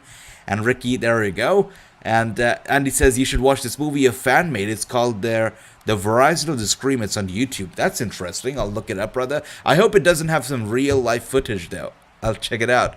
And Bobby says, come on, Great-O-Khan. And right now we can see Great-O-Khan is in trouble with those big chops to the shoulder of Great-O-Khan. He is in absolute trouble. And this guy goes flying. Great-O-Khan just grabs his hands right there as he was going to go flying, and he gets him in position, gets him in control, gets him down, going for the cover, and with the kick out from Chase Owens. Great-O-Khan is trying to get up, Bobby. Just like you said, he listened to you. He's trying to get up, trying to get in control here, but Chase Owens is not a walk in the park either. Let's see how this goes, guys. Still to come, the next match is going to be a tag team. And I'll tell you what, I'm not the biggest fan of multi-man tag team matches. And even though the next match, I'm pretty sure it's going to be great because you've got the United Empire versus TMDK. You know, of course, Jonah is a part of it. The guy who recently left Impact Wrestling, Jonah, is also going to be a part of the TMDK tonight. So that match is going to be interesting. But after the multi-man matches, all other matches that we're going to be getting, one after the other, solid matches. Minoru Suzuki, Brody King, Eddie Kingston, Tomohiro Ishii, Bullet Club versus Chaos, and of course the Fatal 4-Way for the IWGP US Championship. Every single match, a big match. Excited about all of them here tonight. Wow, and as we can see here, Bobby says AJ Blake Christian is wrestling against Laredo Kid today at Impact Wrestling tapings. Wow, Blake Christian is getting that exposure. Good for him. Nice. Getting on Impact Wrestling, that's good. And as you can see, a big clothesline right there from Chase to Great-O-Khan, and Great-O-Khan with a kick out. He's not going to stay down, that's for sure. Look at that. And as you can see, a big kick to the head of Chase Owens and of Great-O-Khan. And Great-O-Khan goes down to the corner, second rope, second turnbuckle. And as we can see here, Chase Owens hits him with a big one, goes for the cover again, and that was a 2.9. Literally a very close call. A 2.9 from Chase Owens to Great-O-Khan. Great-O-Khan still kicks out, still in the game, and Chase Owens with those kicks to the back of Great-O-Khan as he is down, and a slap to the head of Great-O-Khan. 2 slaps, 3 slaps. That's just humiliation, utter humiliation to Great-O-Khan, and Great-O-Khan is angry with the slaps, and he hits Chase Owens with a big elbow strike, massive elbow strike, and Chase Owens with the reversal, and now we're seeing a series of elbow strike. It's so interesting because the first match of the night, we got the series of elbow strikes. The second match, we also got a series of elbow strikes. The third match also, we're getting the same picture. That is interesting. And as you can see, Great-O-Khan with a big boot to Chase Owens. And Chase Owens now with a big running knee strike to the head of Great-O-Khan. Another big knee to Great-O-Khan. Great-O-Khan collapses down. Chase Owens sees his opportunity, realizes he's in control, gets him up. Look at that. He gets him up, and he is looking for the big DDT. And look at that. Look at that beautiful stuff right there. Chase Owens is down. And Great-O-Khan in control. Chase Owens now with an elbow strike. And Great-O-Khan pulls on his leg, and he was trying to climb the top turnbuckle. And Great-O-Khan has him held by his throat. Was going to go for the chokeslam right there. But Chase Owens is holding on to the rope. He's not letting go of the rope right there. And look at that. Chase Owens, again, going for the roll-up. Great-O-Khan, are you kidding me? You gotta be kidding me. The way Chase Owens won that match, so disrespectful. He won that match with the roll-up and having his feet up on the middle ropes right there. What a dirty pin right there. Chase Owens wins. He defeats Great-O-Khan, but at what cost? You've got to be kidding me. And true right there, 2-0, Andy 2-1, that's right. And yeah, I'm with you guys, 2-1. I'm glad that I went with the popular vote. And Bobby, Blake Christian, I would love, Bobby. I would love that 100%. We'll love that. And with that being said, 64% of us were right. Chase Owens with the victory. Even though a very sorry victory, still got the victory. And Andy, brother, says, here's a movie that will really scare you. It's called Hell House LLC. I thought it was real footage, but it wasn't real. Wow. Alright, Andy, you really want to get me scared, don't you? Alright, I'll watch it, brother. Thanks for that. And as you can see here, you gotta be kidding me. Alright, so Great-O-Khan is just... wow, he's following Chase Owens to the back. He's not letting go of Chase. And that is the transition to the next match, because the next match is also going to be just as chaotic. The next match is going to be the United Empire versus TMDK, the mighty Don't Kneel. Let's see how this goes. And Bobby 1-1, beautiful stuff. Bobby, beautiful stuff. That's right. So which team is winning this one is the question. Is it going to be, let's see, is it going to be United Empire? Wait a second. Oh dear.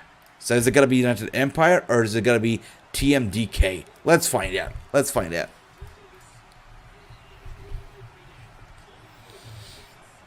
There we go.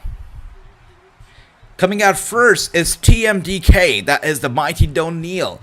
They are Jonah. That's right, the guy who recently left Impact Wrestling. Jonah is here, and he's accompanied by Shane Haas, Mickey Nicholas, and Bad Dude Tito. Together, they make up TMDK, that is the mighty Don't Kneel. And Jonah is looking good, that's right. And 2-0, Chris, that's right, Chris. 2-0 in your predictions, beautiful stuff. And Bobby says, which indie wrestler do you want to see wrestle at Thunder Rosa's company, Mission Pro Wrestling? Again, I'd love to say Jasmine Allure, she's great, she's good, would like to see her. And Bobby says, I pick United Empire. TMDK is Chris's pick. I'm trying to think here, so... who needs to win more? Is it TMDK? Is it the United Empire? I think it's TMDK because you've got Jonah right there and he's got a chip on his shoulders. He has something to prove. So I think TMDK needs to win more. I want to go with TMDK here. I do. Yeah, if you look at the whole match, right? If you look at the whole match card, I mean, the first match won by Carl, right? The second match, it was won by Team Feldy, so the heels won. The third match also won by Chase Owens, so once again the heel won. And again now, I don't think it's gonna be, you know, I don't know. I feel like it's gonna be TMDK. I feel it's gonna be them. Yeah, I'm gonna go with them. And there you go. Clay says, I love horror movies. I like Friday the 13th and Fred Krueger Nightmare on the Elm Street. Alright, that's nice. That's right, Friday the 13th, such a classic, such a good film. And Freddy Krueger also, so good, Clay. And Chris says, I like Jonah. I love it too. I love Jonah. And the last match that he had on Impact Wrestling against PCO was pretty damn good as well. Did Jonah leave Impact on bad terms? So there is some buzz, true. There is some buzz that he did leave with some bridges burned. But if you know Impact Wrestling, there are no bridges there. I mean, they can welcome anybody back, left, right, front, and center. Whatever is best for them. And really, it's a very harmonious locker room to a certain extent. But the way that Jonah left abruptly, I mean, it did seem like there was some dispute between some people. But overall, if you talk about the Impact Wrestling executives and Jonah, it seems like there's no bad blood. But if you talk about some of the people out there, some specific people in Jonah, there is bad blood. But that doesn't matter, and that shouldn't matter overall to the company, I guess. That's right. And I like Friday the 13th, 2009 edition. All right, that's sweet, sweet. All right. So when Jonah left, another thing that he did was that he got on Twitter and he said, Impact, I'll see you down the road. So he has left open the doors, you know, to possible return to Impact Wrestling down the road. So that also, I guess, is an apparent sign that even though there are some problems that he had with some of the people out there, overall with the company he's on good terms and he might come back. And Bobby M. Jenkins is good. She's talented. Not a lot of people know, but she can also sing, which is also always, you know, a big up if you're a wrestler. And there you go. You can see right there the United Empire, Jeff Cobb, Aaron Henare, Kylie Fletcher, and Mark Davis on the other side of the ring right now. This is the last multi-man tag team match we're going to be getting tonight, so I'm so glad that it's the last one. I'm not the biggest fan of multi-man matches, as you guys know. So this is the last one. And after this one, the series of matches that we're going to be getting are going to be crazy good. Brody, Suzuki, Ishii, Kingston, Okada, Romero, White, Hikaru, and Tanahashi, Robinson, Osprey, Moxley. Every single match after this one, it's got to be good. So ready, so ready. Come on, let's go. Let's get going. Let's get going. Let's get the match going, guys. All right. Bit of a show off here from the United Empire. Look at that. Jeff Cobb's looking confident here.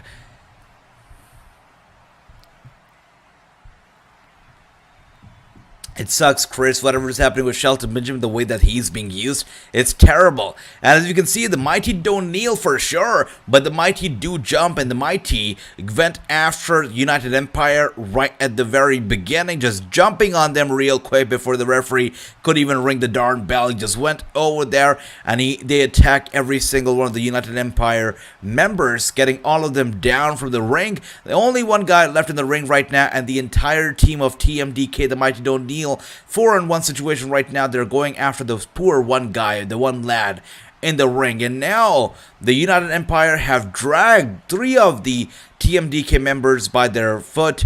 They've dragged them down to the ringside. So in the ring right now, we have one-on-one action going on. And ringside as well, we have separate one-on-one actions going on. Some order has been maintained. That's good. And now we can see the wrestlers getting in their position on the apron slowly and steadily. That's good. And Bobby says, I like Jasmine Allure. She's having a potential. That's right. That's right. Absolutely. And we can see here, spam bot. That's good. All right. So how do I remove this hide user on this channel? Thanks for that. All right. Man, these guys, but the good thing is that when you get spammers out here, it's always a good thing because you know that your stream is getting up there. So I guess that's good. That's all right. All right, so you can see here with a big kick to the chest. All right, and a big elbow strike as well. And another big reverse kick right there. Beautiful stuff. As we can see here, the Mighty don't kneel. On fire. Wow. Beautiful stuff. Again, the last multi-man tag team match of the night. And I'm so glad it's the last one. And a tag's been made. The United Empire right now has the upper hand. The Mighty don't kneel. Probably kneeling right now as we see here because United Empire in control. Again, the referee doing a terrible job of maintaining order here. Making sure the rules are being enforced because literally the rules are not being enforced. Not at all. Just now. Just a terrible job from the referee. The wrestlers get involved, 2-on-1 situation, 3-on-1 situation, but the referee does nothing about it. So that's terrible. Absolutely terrible. And let's take a look at what we have here. Alright, so the Mighty don't kneel kind of has the upper hand right now, at least for now. Let's see how long is this gonna last, though. We'll see how this lasts. Alright, so, interesting. Okay, so once again,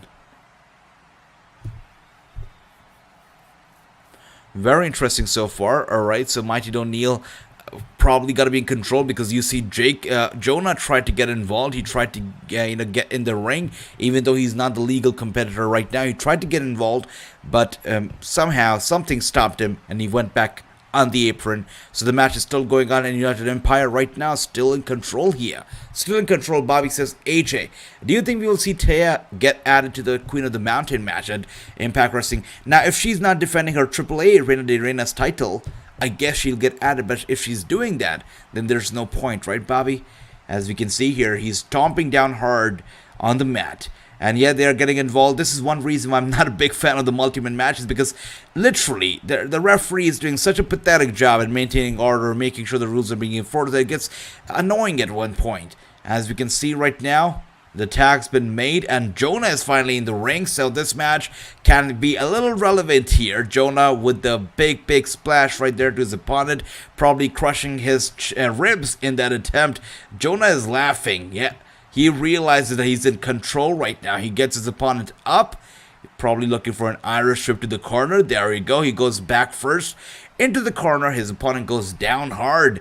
And Jonah talking some trash to the big guy standing on the apron right there. Yep, this is a sweet match right now that we can see.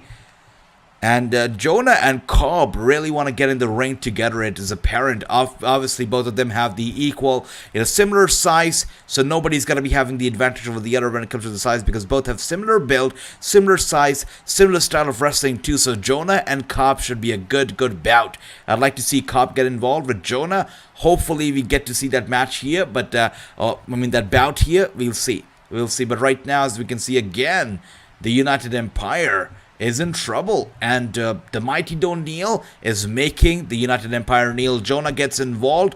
The referee, once again, stupid, so stupid. Jonah gets involved, not even the legal guy. He starts beating the heck of his opponent.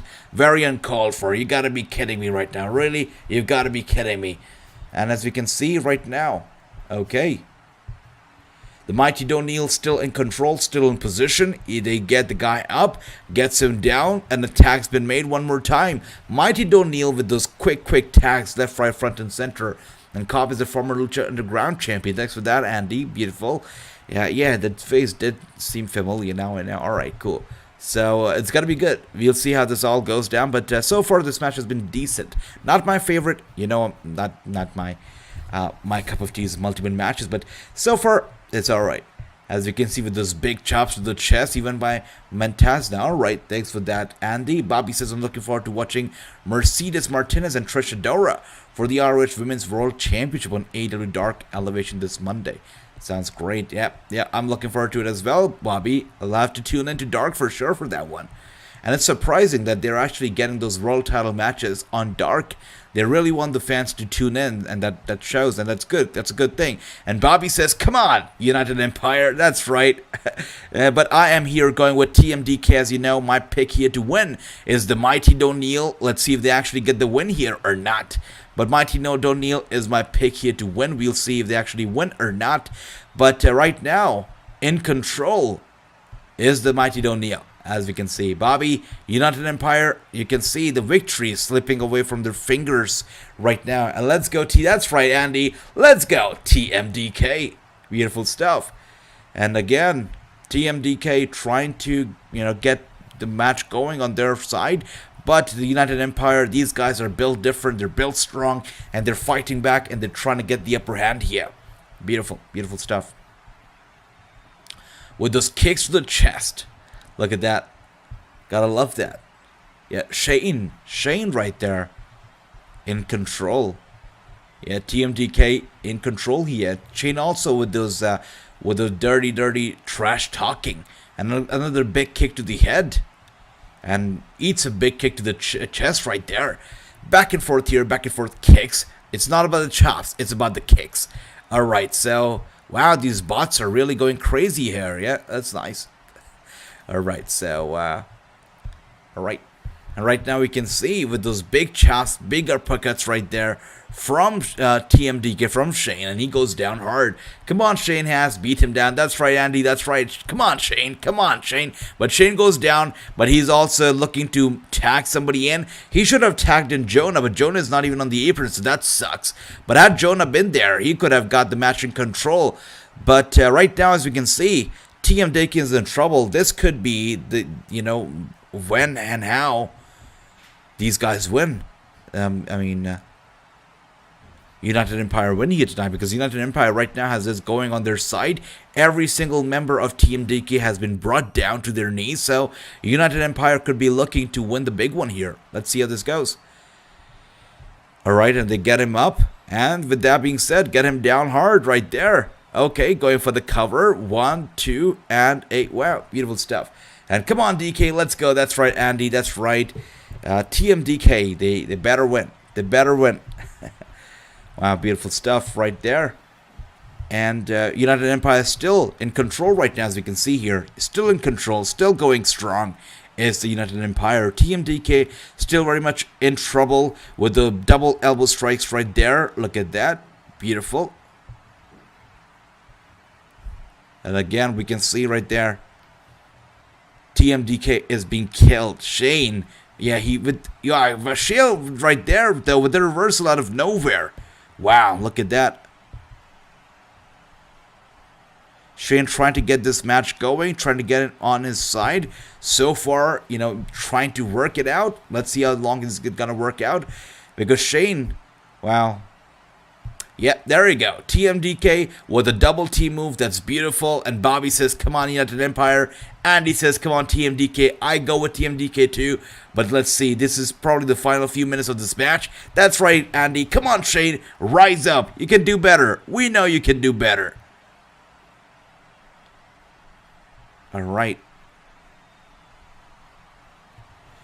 As we can see right there, double clothesline from both the people, from both the teams right there, and both of them do go down. Jonah finally gets involved, and we're gonna be seeing that little movement right here between Jonah and Cobb. We're finally getting it. They go back to back, and they realize what's happening right there. Look at that. They're all smiles. Cobb realizes who's behind him, and so does Jonah. They turn around. There you go. Wow. There we go. And they're facing off against each other, looking eye to eye. Jonah hits him with a big elbow strike, and so does Cobb. And they're going back and forth right now. Beautiful stuff. Wow, this is what I really wanted to see for a long time here. Jonah and Cobb going at it. And look at that. Cobb goes jumping right there on Jonah. Jonah gets Cobb up on his shoulders. Cobb gets out of his shoulder real quick, and with a headbutt to the chest of Jonah, and Cobb gets Jonah up. Jonah, just too heavy for Cobb, it seems, and he hits him with another headbutt. Cobb goes down, and with the, again, double clothesline to each other one more time. Both of them hitting each other with a similar maneuver. A drop kick from Cobb to Jonah. Jonah hits him with a, spear, which Cobb turns around to a DDT too, so both of them goes down. Look at that. Come on, Aussie. There you go, Bobby. All right. Okay. Jonah and Cobb would be a heck of a team. Really, Andy. That'd be great. Even in the ring against each other, they do beautiful. It's like two dinosaurs going at it. So good. But hopefully TMDK do get the win. That's right, Andy. Let's go, TMDK. Let's go. And Cobb is up one more time. Jonah is up one more time. Their members are helping them up to their feet. And now everybody's going at it. It's a full-on brawl. This is not even a tag. Let's not even pretend that it's a tag team match anymore, right? It's a whole tornado right now, as you can see here. That's right, it's a tornado. You gotta be kidding me. Why are we still calling this a tag team? It's not a tag team. That's right.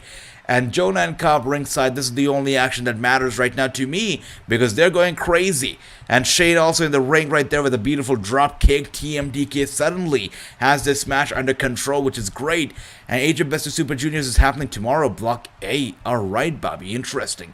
As you can see here, beautiful, beautiful elbow strike, chop right there to the chest, and a big uppercut right there from Shane, and a double T move from TMDK one more time. They have the momentum going again. Thank you. Hello, good to see you. Come on, Jeff Cobb. That's right, Poppy. No, not Jeff Cobb. It's, come on, Jonah. Come on, Jonah. Let's do it. And going for the cover right there, and a bit, oh, wow, look at that. With that being said, guys, TMDK with the win. We got it right. We got it right. TMDK with the win, which means my score is now up to a 3-1. Hey, I'm not doing too shabby here either. I might walk out of this place the new Galactic Champion. You never know. But that's right, 3-1. Andy, I'm right with you, brother. True with the 3-0. Beautiful stuff. Good stuff. And again, as the match is over, we still see Jonah and Cobb going head-to-head, headbutting each other right there. Yeah, they both seem angry. They both seem angry. That's right. But this was a good match. Overall, good match. I'm not the biggest fan of big multi-man tag team matches, but this one was good. And Chris says 3-0 prediction. Beautiful stuff. Hello, good to see you, Mr. Singh. And Bobby 1-2. Beautiful stuff, Bobby. And with that being said, we are now going to the fifth match of the night. The fifth match, which a match I've been talking about for quite some time now. I've been very excited about it. The fifth match is going to be Minoru Suzuki versus Brody King. It's going to be a good one. I'm super duper excited about it. I think it's going to be great. And look who's here. Feck is here. Alright, good to see you. And fifth match is going to be Minoru Suzuki versus Brody King. It's going to go down for real, this one. It's going to be good. You know, we've seen Suzuki against the likes of Samoa Joe, and we've seen all kinds of crazy Choppa-mania, Choppa-fest going down. Against Brody King, it should be no different. It should be crazy as well. We'll see how this goes. And TMDK, though, the mighty Don't Kneel, still in the ring. There's something going on. They're whispering something into the ear of Jonah. What's going on here? What is going on here? Wait a second. Alright, we have a new member of the TMDK. Alright, good stuff. It's a family. Good stuff. Thank you, Feck. Thank you. Much respect back to you. And Brody King, Minoru Suzuki coming up next. After it, we're going to be having our co-main event. It is going to be Ishii versus Eddie Kingston, a match I'm so excited about. After that match, we're going to be getting the tag team match between Okada and Rocky Romero. And they're going to be taking on the Bullet Club. That is Jay White and Hikuleo. That's going to be the semi-main event. And the final match, the main event of the night, is the crazy one. Because the main event, oh my gosh, these spammers today are, wow, I tell you. Wow. You gotta be kidding me. The spammers are crazy. Alright, so the main event is gonna be Tanahashi and Robinson and Osprey and Moxley. Fatal 4-way for the IWGP United States Championship. So that's gonna be great. Absolutely. It's gonna be fantastic. Wow, and as we can see right now, TMDK, the Mighty O'Neil, finally, they're making their way out. They're going out of the ring right now, making some room for the next match, because the next match is going to be Brody King and Suzuki. We'll see how this goes. Right, but let me know, guys, what do you think about, I can see Tease is here, and Tease says that he loves the show. That's great. The show is indeed good. And Andy, let me know, brother, how do you like it? How do you like the show so far? Everybody, let me know, how would you rate the show so far? And that's right, these spammers are everywhere. It's been a while since I've gotten these spammers, so I'm getting them possibly after months now. I was happy that I got rid of them, but they're back, so that sucks. But that's right, they are everywhere indeed. The show has really been good, Andy. I totally agree. It's really been good. Right, and right now we can see here they're finally getting ready for the next match, Brody King versus Suzuki. Let's go, let's get it. By the way, speaking of matches and good matches, you know, GCW is happening next week, and GCW is primarily known for death matches, and that's the kind of match type that made GCW famous, right? That's the kind of audience that GCW really used to serve at the very beginning of their ride. So we know that the death match in the UK recently got very, very ugly, and that match got so ugly that the police got involved, and the police is now investigating that match because, you know, the promoter had not advertised that match to be so physical early on. There were kids in attendance in that show, and there was blood everywhere in the ringside, and it was too much for the audience. So much that the authorities, the police were called. This happened down in the UK, and it's now under investigation right there. So we could be seeing a ban on death matches moving forward, at least in the UK, at least for the time being. So we'll see how this goes. But right now, Brody King is in the ring, and the guy that I recently had on my show, the promoter of PCW Ultra, the owner of PCW Ultra, Joseph Samuel, he is the man behind Brody King. He literally saw Brody King stacking up chairs for events in the garage. He's like, I literally got Brody King out of the garage, and I made him a star. So Brody King, he comes out of PCW Ultra as well. And let's see, and Fex says, I love watching your content. Thank you so much, brother. Thank you. I really appreciate it. This is what makes my day, right? If you guys tell me that you like the content that I put out, it makes my day. Thank you. And I am always trying to put out better content. I'm working on newer and better content, so hopefully you guys will like it. And there you go. True says King's gotta win. There you go. Clay says, I will walk out the Galactic Championship. Just let me win the championship. That's right, Clay, but you never know, because I am also competing tonight for the Galactic title, and I could win too. You never know, Clay. So let's see. Let's see. And Bobby says, I picked Suzuki. That's right. That's right, Andy. It's crazy indeed. I heard Del Rio got in trouble. In fact, it's no surprise. I mean, Alberto Del Rio, if you look at Oxford Dictionary and you look up, you know, trouble, you'll probably find the picture of Del Rio right there. This guy is trouble overall. That's why promoters are now staying away from Del Rio, and he has been in trouble regarding domestic, you know, abuse and whatnot. And now we know that he was recently at a wrestling show, an independent wrestling show in Mexico, and things got really ugly backstage, and that's why he's in trouble one more time. What happened over there was that it was a lucha libre event in Mexico, in Monterrey, Mexico, and he was told to arrive at the arena by about 3 p.m., but he didn't show up until 2 hours later. And this led to the promoter, you know, asking the security not to allow Alberto Del Rio into the locker room because he was late. He was asked to show up at 3 p.m. He didn't show up until 5. And according to, you know, some reports, what they're saying is that his brother, His brother yelled something about the promoter creating issues only because there were cameras around. He also, started yelling about the promoter being disrespectful towards Alberto just to create a new story out of Alberto.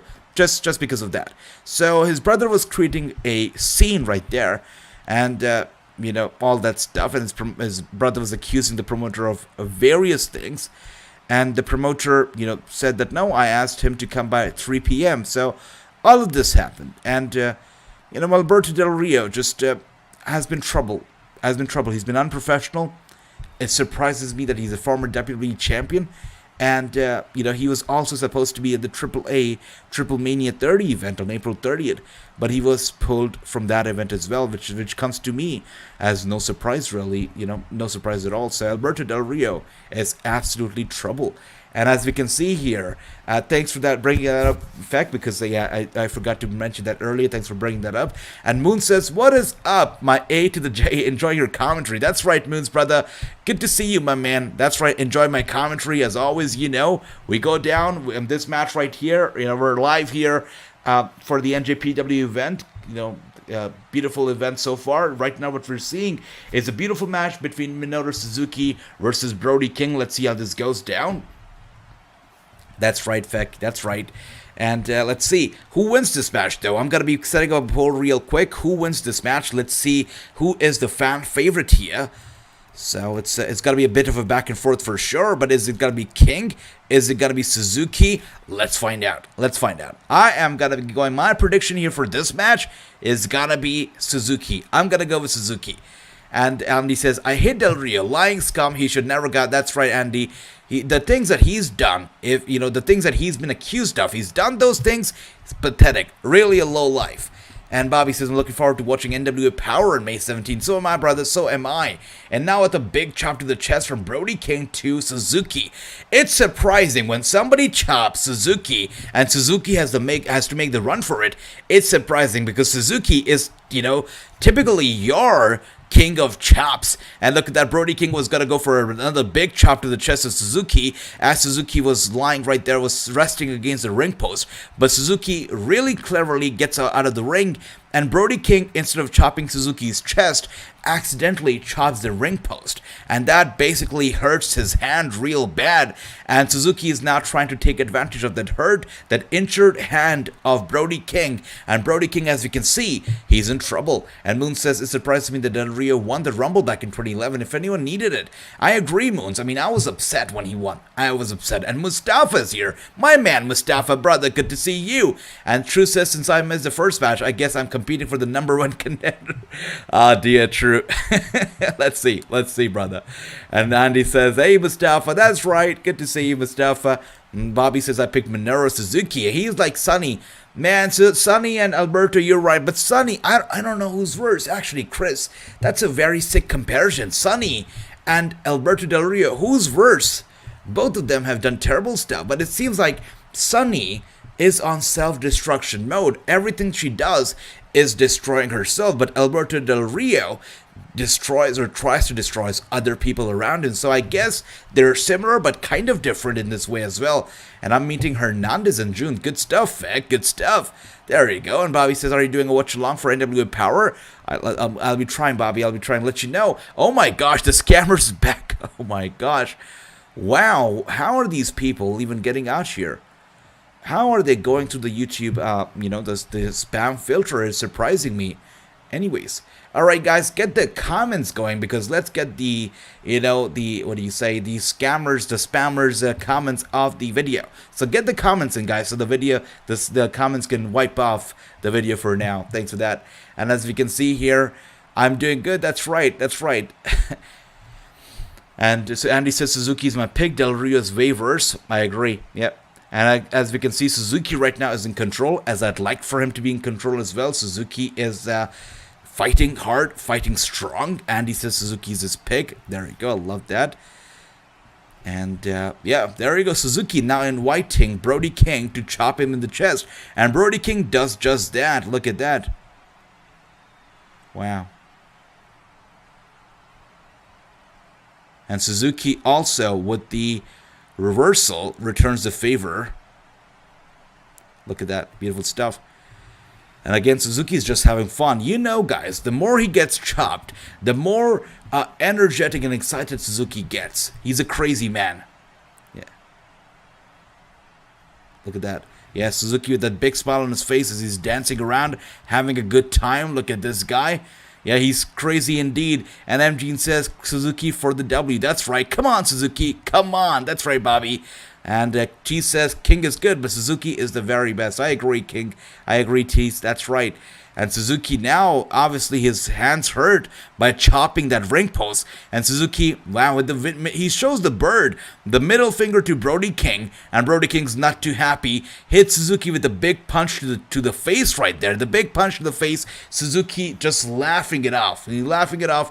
No sells it. And he's looking for the big punch again to Brody King. Now, that punch was nothing in comparison to the punch that Brody King hit Suzuki with. And Andy says, AJ, do you think Influence will be the champions? I think so, Andy, primarily because I don't think they have good enough competition right now that can take on the Influence. I think they've got to hold on to those titles until and unless they really have a solid tag team going after their titles. So for now, I think Influence are gonna be the tag team champions for a bit. And Ronald James is here. Ronald, good to see you. Welcome to the stream. And they say, what do you think about Mia Yim's return to Impact Wrestling? Great question, Ronald.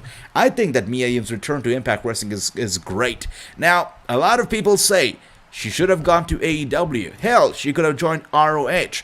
But again, I must say that AEW ROH is so stacked with talent right now. With ROH, I don't even know what they're doing right now. I mean, of course, they don't have a TV deal. They got to work that out before. By the way, what a big suplex from Brody to Suzuki. That was a big suplex.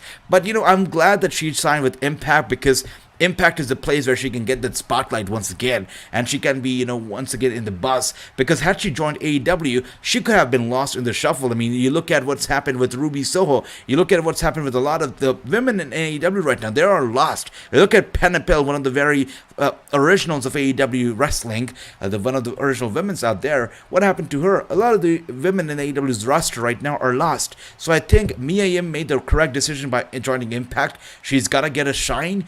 And she's perhaps could be getting a big victory very soon. You know, the tournament, she could win it.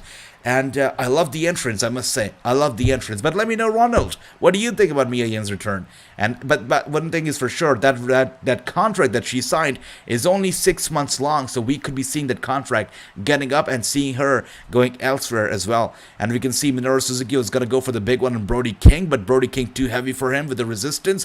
Brody King turns it around and tosses Minoru Suzuki down. Look at that. And Bobby says, AJ, who do you want to see except Ronda Rousey's open challenge next? That's right.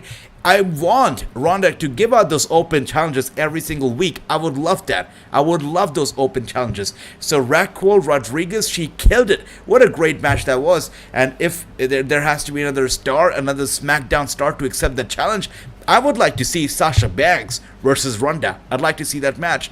And that's right, he shot a bird. That's right, Andy. He shot a bird at him because Suzuki fears nobody. And Ronald says, thank you for your response. No problem, brother. No problem. You know, I say it all the time. In this chat, in this live stream, you guys are my co-host. So everything you say is a part of the show. Every single thing you say is a part of the show. So I take all of your comments, all your responses, and I really appreciate the time that you give to me. Thank you so much, Ronald, for being here, and everybody for being here. Really appreciate all of you. And Andy says, Madison and Tenille are really good. I agree. They're really good mates and a very good team together because two good mates make a good team, that's for sure. And maybe we will see Mia Yim wrestle at NWA Empower. I think it could happen. You know, right now she's with Impact. Impact's got a big and nice working relationship with NWA. It's gotta happen. Look at that, by the way. A big clothesline right there from Brody to Suzuki. By the way, if you looked at these people side by side, Brody has such a big size advantage over Suzuki that it's crazy. And another big clothesline from Brody to Suzuki. Suzuki goes down hard. This could be over right now. He's going to go to the cover. And Suzuki with a kick out. And Chris says, I don't think nobody's got to get to beat Ronda Rousey for the SmackDown Women's title right now until Bayley comes back. I agree. I think that Ronda Rousey, those open challenges are, she's not dropping her title to anybody. Not yet. Not yet. And as we can see here, and Andy says AJ Candice has gone to Twitter recently, has hinted that she could be on her way to AEW. All right, let's see how that goes, brother. And there you go, True 4-0. For me, the match is still going on, so I'm probably behind you. But 4-0, which means, I guess what that means is that Brody King got the victory, yeah? I mean, wow, so which means that my score has come down to 3-2. Because I thought, that's right, Brody King with the victory right there. Brody King wins, guys. So I thought it was going to be Suzuki, but True said it was going to be Brody, and True was so right. Most of us were incorrect. Suzuki with the loss, but Brody with the W. Good stuff, True. Good stuff, brother. Brody King with the victory. And my score with Andy has fallen down to 3-2 right there. And True right now is actually, if you look at the whole score, True is ahead of everybody. Even though True missed out on that first match, True is winning. True, what a sudden turn of events. From number 1 contenders all the way to the champion. True, look at that, brother. And me to Impact was great. I see her going to AEW at some point. That's right, MG. I mean, 6 months later, when that contract runs up, she's free to sign with AEW. And Suzuki is being helped up to his feet. Wow, by the crew, man. Oh my gosh, Suzuki did not have to attack that guy from the crew. Are you kidding me? Wow, had this been the WWE, Vince McMahon would have fined him with like $100,000 or so. But this is NJPW, so that's not going to be happening. But Suzuki, absolutely hurt, injured, damaged, physically, mentally, headed to the back. And Surf, good to see you, brother. He says, AJ, Ethnia, and Tegan Knox, and Dakota, and LeRae have been trending all week of possibility of being jokers. So Dakota Kai cannot be the Joker because her not-compete clause does not end in time for her to be a Joker. So that's that. Now, Athena or Tegan or Candice LeRae, very much possibilities. Candice and Gargano together as the Jokers, give me that, and I'd be very happy. And Bobby says, I would like to see Ronda Rousey with Zaya. I would love that too. And Zaya versus Asuka is a better fit. That's true. That's true. And Brody King. That's right, Surf. Brody King it is. And MG with the 1-3. Beautiful. Bobby 1-3. Good stuff. And Chris and True right now, both of them head to head with the 4-0. And with that being said, this is a match that I have been very excited about. This is going to be the co-main event of the night, or a special match as they're calling it. It's going to be Tomohiro Ishii versus Eddie Kingston. It's going to be a big match for sure. Probably going to blow the roof of the arena right there, because Eddie Ishii is going to be crazy, and I'm so in for it. And after this match, we've got only 2 more. We've got the tag team. That's going to be the Bullet Club versus Chaos, and we've got the holy crap match, the IWGP Fatal 4-Way, Tanahashi, Robinson, Osprey, and Moxley. It's all gonna go down for real in just a few. And let's see. Brady's the one taking the championship. That's right, Chris. I'm right with you, brother. And Clay says, true, I picked Brody. All right, okay. That's what I think are the Jokers. AEW, the Gargano family. Beautiful, Andy. That's right. If it's a Gargano family, I'll pop big. I mean, can you just imagine Candice and Johnny, both of them, together on the roster, making their debuts? It would be beautiful. And Andy says Ishii is his pick. Alright, so I'm kind of going to wait here. I want to look at both of them and just look at their faces and see which one looks more confident. As we can see, Eddie coming out here, he's got a bandage on his face. Now, he is selling off that fireball to the face from Chris Jericho and the Jericho Appreciation Society. So he's selling that fireball spot from AEW right here on NJPW. So that is great. He's selling that off beautifully. Kayfabe is alive, guys, and that is beautiful. And there you go, Eddie Kingston looking confident. Ishii says Andy. Kingston says true. Bobby says or Giselle Shaw. Let's see, I'll talk about that in a second. Chris says I pick Ishii. Alright. And Bobby says Eddie. Alright, so I'm trying to think here. Ishii has been on the receiving end for a bit here. I've seen Ishii in a few matches here and there, left, right, front, and center. And honestly, Ishii has been losing a lot. So I would not be surprised if Ishii loses another one. So actually, I'm going to go with Ishii to lose here. I'm going to go with Kingston to win. My pick here for this match is going to be Kingston. But let's see what happens. And Bobby says, AJ, who do you want to see wrestle against Giselle Shaw at NWA Empower? Brother, I mean, Giselle Shaw is so good. Only going to get better. But NWA Empower, give me Giselle versus, I guess, Camille would be nice. I like that. And Chris says, I pick Ishii. There you go. True Kingston. Ricky, have a good night, brother. Have a good night. I actually think it's a family Joker. He said Johnny or Tay and Teo Cross. All right. interesting. So, Tay and Johnny, I'd love that. Cross and Scarlett, I have some doubts because Cross, from what I know, is being booked for independent shows, which he can still be booked even after he's signed with AEW, but he is openly taking bookings right now for independent shows in the future.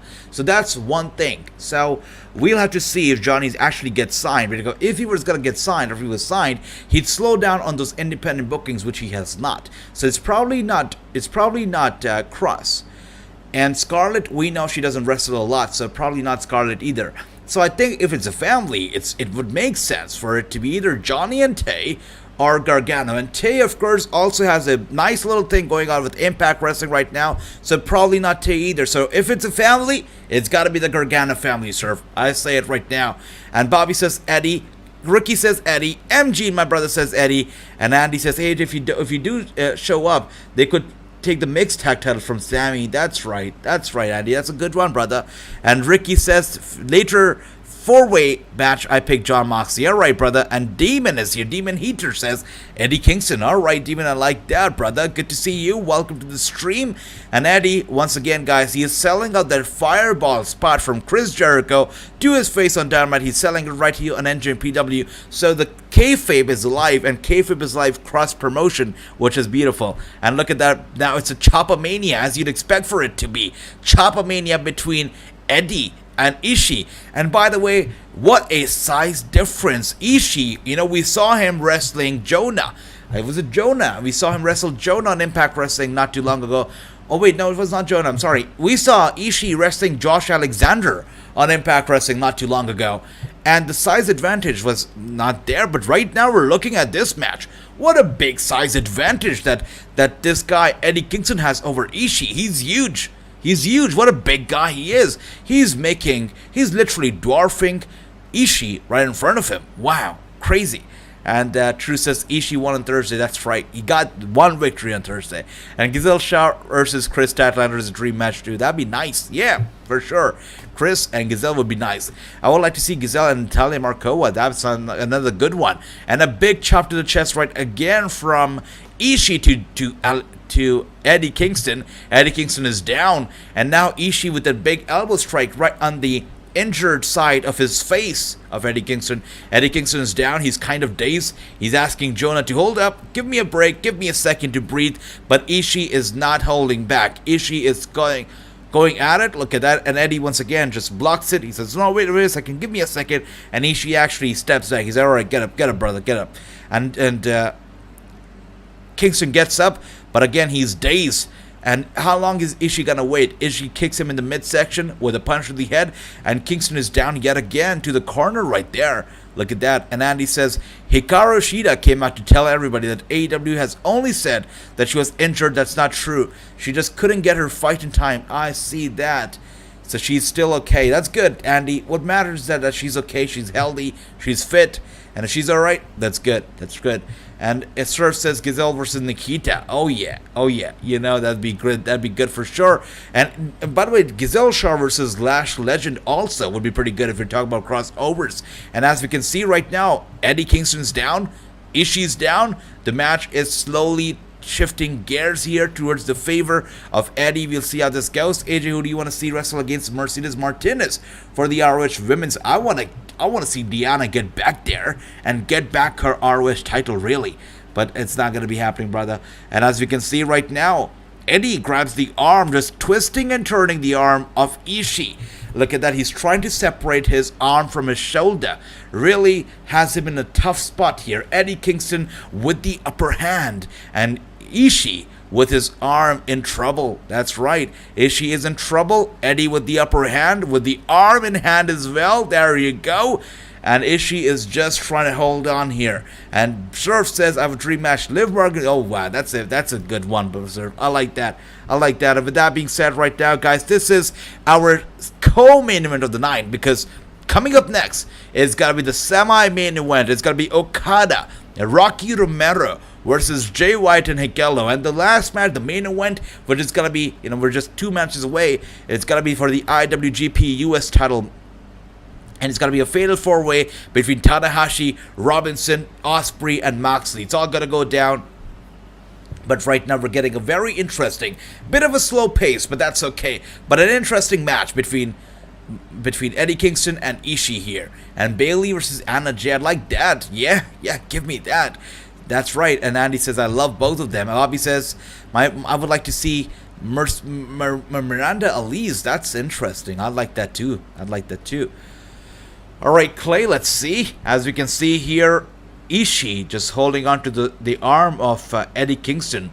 Just stretching them over, just trying to get the upper hand here. Eddie Kingston with the reversal, and now Ishii with the clothesline. But that clothesline does not connect because Eddie Kingston grabs the arm, the very arm with which Ishii was trying to hit Kingston with the clothesline. Eddie grabs the arm of Ishii and gets him in the arm lock once again. He's down again, and Eddie Kingston is in control. Look at that. He has Ishii down, Ishii in trouble, but he is not giving up, not yet. It's a very technical, a very slow-paced match, but it's alright, it's okay. And it's between two icons, two of the very best in the industry, so that's okay. And Clay says, Chris, what is my score? Oh, let's see. I don't think anybody's keeping score. Everybody's keeping score for themselves, Clay.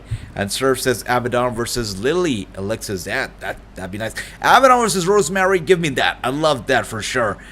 And as we can see right now, with those the chops right to the chest of Ishii from Eddie. And you know one thing about the Japanese guy, you talk about Ishii, you talk about Suzuki, if you chop them in the chest, it gets something going and they actually get even better. It looks like their stamina comes right back up if you chop them in the chest, so don't do that. It doesn't work out in your favor. And that's right, Andy says, come on Ishii, that's right, come on Ishii, do it, do something. But now, my pick here is Eddie, so I'm rooting for Eddie right now. And Bobby says, my dream match is Fallon Henley versus Aaliyah. Interesting, I like that. Yeah, Fallon Henley is so good. Aaliyah, though, I feel like Bobby, she needs some work. Like, she's been pushed to the main roster real quick. I think she should have at least been on NXT right now. Main roster, she's not main roster ready. Not yet, is what I feel. And Chris says, triple threat, Abaddon, Bayley, Sasha Banks. Yeah, hell yeah. Oh yeah, I would love that. And as we can see right now, Eddie Kingston is still in control, still going strong. And Ishii is still in trouble. Eddie Kingston gets him up and still going with those big chop to the chest, and he's looking for the Irish whip. He Irish whips him to the corner. He goes back first into the corner. Ishii trying to fight back. He grabs Eddie and gets him down. Look at that. He slams him down hard to the mat. Back first to the mat goes Eddie, and Eddie is kind of dazed now. Look at that. Momentum has shifted real quick, and Ishii is down. He's getting up real quick now. Yeah, he realizes that he has this opportunity. If he wants to get in control of the match, this is his opportunity. This is his moment. He's got to capitalize on this little bit of a opportunity here. But Ishii with an Irish whip to Eddie Kingston into the corner. He goes back first into the corner right there. Ishii with the clothesline. He's looking for the suplex on Eddie. Look at that suplex on Eddie right there. Delivered. Going for the cover. 1, 2. All right. Not even a 2 count. A kick out from Eddie at a 1 count. And Ishii is not too happy. Eddie Kingston trying to... Whoa. Eddie Kingston literally trying to hold on to the trunks of Ishii. Ishii just shoves him away. Shoves his arm away. Wow, this is your semi-main event, your co-main event right now. And as you can see right now, Ishii is waiting for Eddie to get up, racing right there, and Eddie gets Ishii down with a sudden turn of events. Aaliyah should have stayed in NXT. I agree, Andy. She's a better fit for NXT right now. Nikita versus Naomi would be nice, Bobby. Yeah, both of them super fit, super athletic. I'd like that. And Chris says Abaddon will win against Bayley and Sasha Banks in that match. Yeah, you know, Abaddon is scary, scary lady, for sure. Speaking of Abaddon, I would like to see a mixed tag team match between Demon Finn Balor, Abaddon, versus maybe the Fiend Bray Wyatt in Elixir Bliss, the little Twisted Bliss. You know, I'd like to see that. It would be a fantasy match for me. And as you can see right now, again, a very slow-paced match. Back and forth, yes. But slow-paced, yes. Technical, yes. It's a sweet match. Not gonna complain. Sweet match, but very slow-paced. And as you can see right now, Kingston has Ishii in the headlock. He lets go of Ishii as Ishii was literally biting down the hand of Eddie Kingston. And Eddie Kingston is just walking around the ring right now trying to, get his... oh, look at that. That hand must have hurting right now. And Eddie right now is looking for the neck breaker on Ishii. Ishii gets out of the way, and Eddie slaps him in the face. This is where he made a big mistake. He should have never slapped Ishii in the face. Ishii is not happy. He slaps Eddie in the face now. Eddie not too happy either. He slaps Ishii. Ishii slaps Eddie, and now back and forth, back and forth, back and forth slaps here and there, back and forth again. Look at those series of slaps right there. They're slapping each other back and forth. You gotta be kidding me. On the face, on the chest, on the stomach, they're going at it right now. Look at that. Man, they're going crazy. Oh, it's a cat fight. It's turned into a tap fight. That's right, true. Slap fest, man. It's a slap fest. And my dream match for Ronda Rousey uses Io Shirai. That's a good one, Bobby. And both of them tired at the little bit of a slap fest right there. And Eddie was going to go for the punch to the head of Ishii. Ishii gets out of the way. Ishii is now literally screaming in agony now. Eddie gets Ishii up, plants him down hard. Ishii no-sells it. You gotta be kidding me. And he suplexed the hell out of Eddie Kingston. Eddie Kingston no-sell. Oh, wow. Eddie Kingston sells that suplex. And Ishii, I don't know how he did it. He was running on adrenaline. Kingston suplexes Ishii. Ishii no-sells it. He gets right up. He suplexes Kingston, and both of them give up at the same time, and both of them collapse to the ring at the same damn time here, to the mat. Both of them are down right now, and that's great fantasy match. Too bad I cannot make it on. That's right, Andy. Sadly. Speaking of fantasy matches, Macho Man and Randy Savage versus MG. I would love that match for sure, brother. The AJ people posting an NXT promo Adam Cole and Cross did on NXT today. All right, good. As we can see right now, the referee is checking on Ishii, making sure Ishii's okay. And Ishii's alright. He gets up real quick, waiting for his opponent Eddie to get up as well. And as he does, Ishii with a series of chops to the chest of Eddie. And Eddie says, come on! And he gets a singlet off. Look at Eddie getting a singlet off right there. And now is the turn of Eddie to go after Ishii. One chop, two chop. And he's trying to get Ishii up. Ishii with the resistance right there. And now we see it. Eddie gets Ishii up. He slams him down hard with the modified rock bottom. Gets it. They're going for the cover. And wow, a kick out from Ishii right there. That's right, Andy. Let's go, Ishii. Let's go, Ishii. And AJ, my dream match is Gazelle Shaw and Mandy Rose. Beautiful.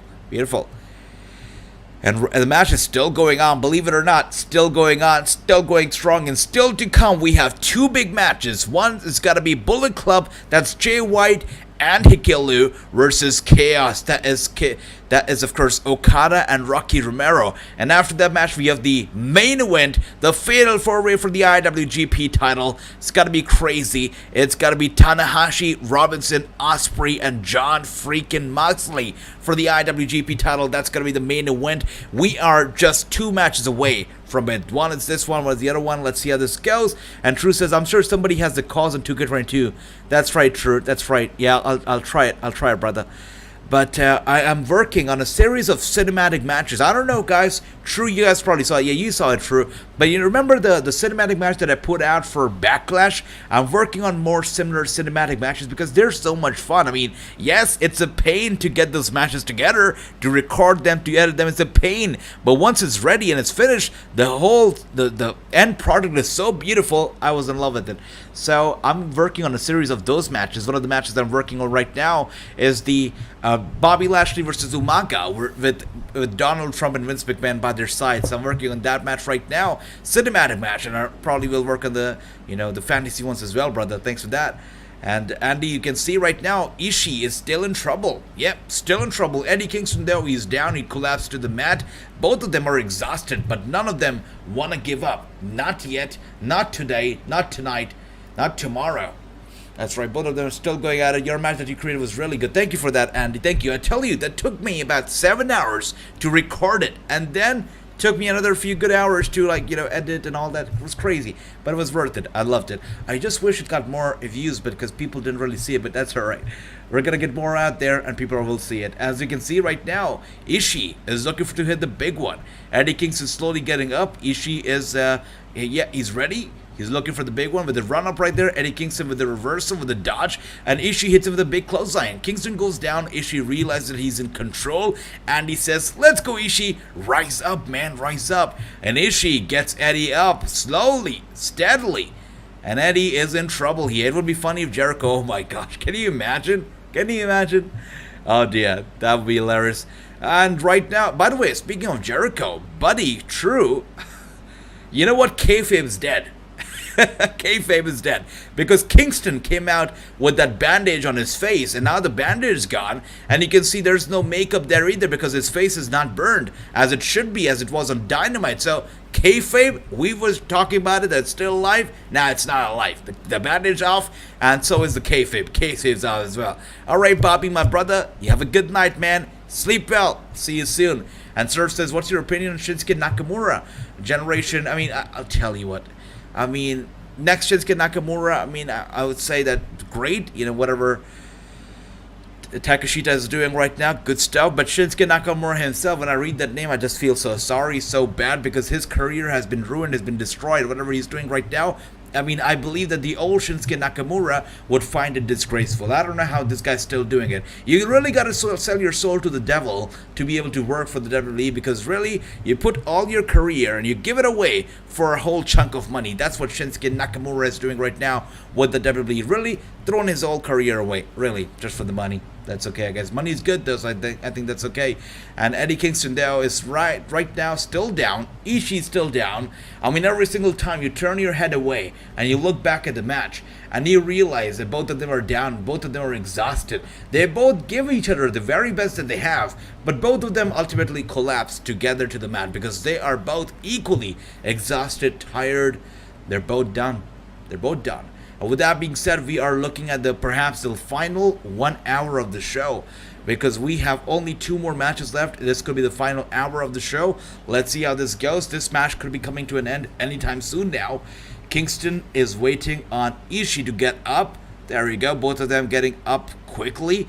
Kingston is looking for the suplex on Ishii. Ishii with the reversal hits Kingston in the head with the knee, and Kingston now with the big boot right there to the face of wow, Ishii. Ishii now hits Kingston with a clothesline. Kingston goes down. Ishii in control, gets Kingston up, going for the suplex. Man, Ishii's got to be winning this one for sure. He's got to go for the cover right now.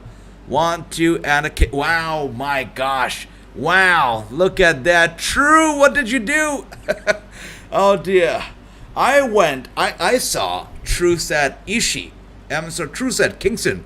And I'm like, True said Kingston. It's got to be Kingston. Look at True's score. True's score is so good. I got to go with Kingston.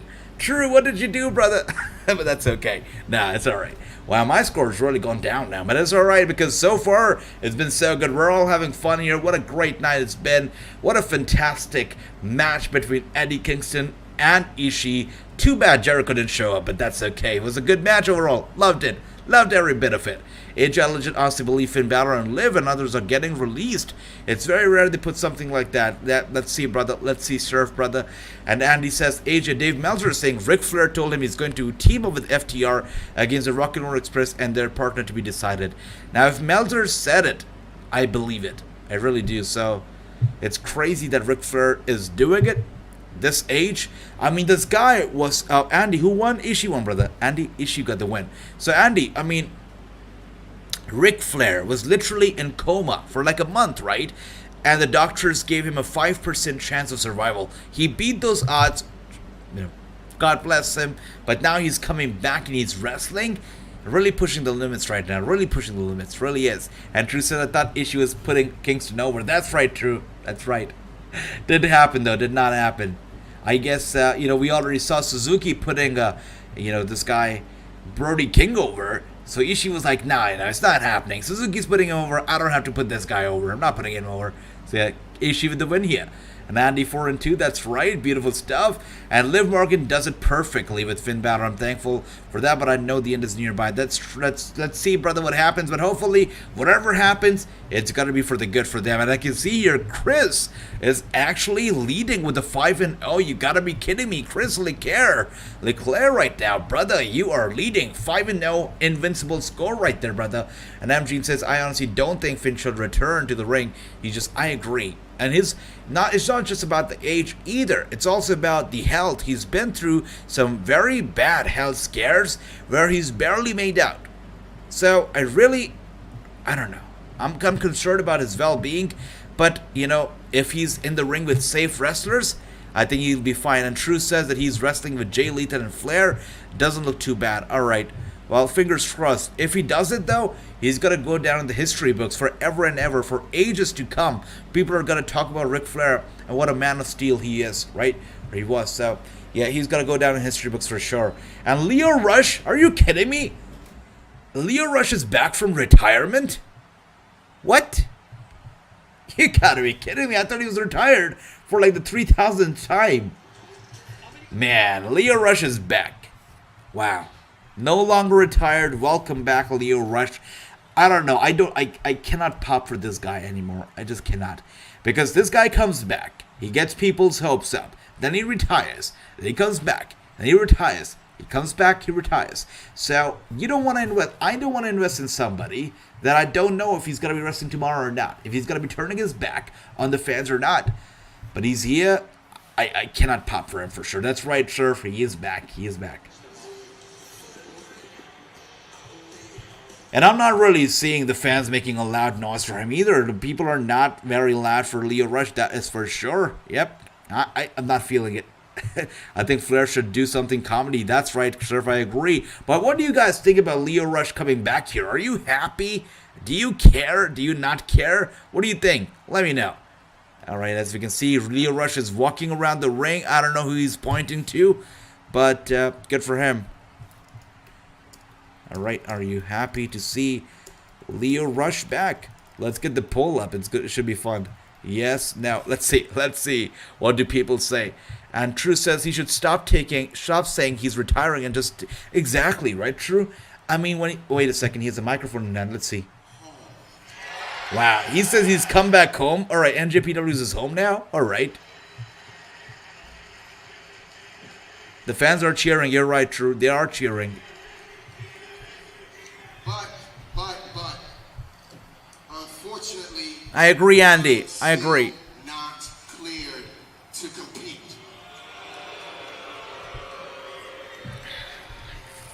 Yet. Oh, come on. You see, I came here tonight to Washington, D.C. for a reason. And that is to send a message to a few people in the back, to a lot of people watching at home right now. And that message is when I am cleared. Okay. The entire landscape of the junior heavyweight division will drastically change at the hands of the one Lio Rush.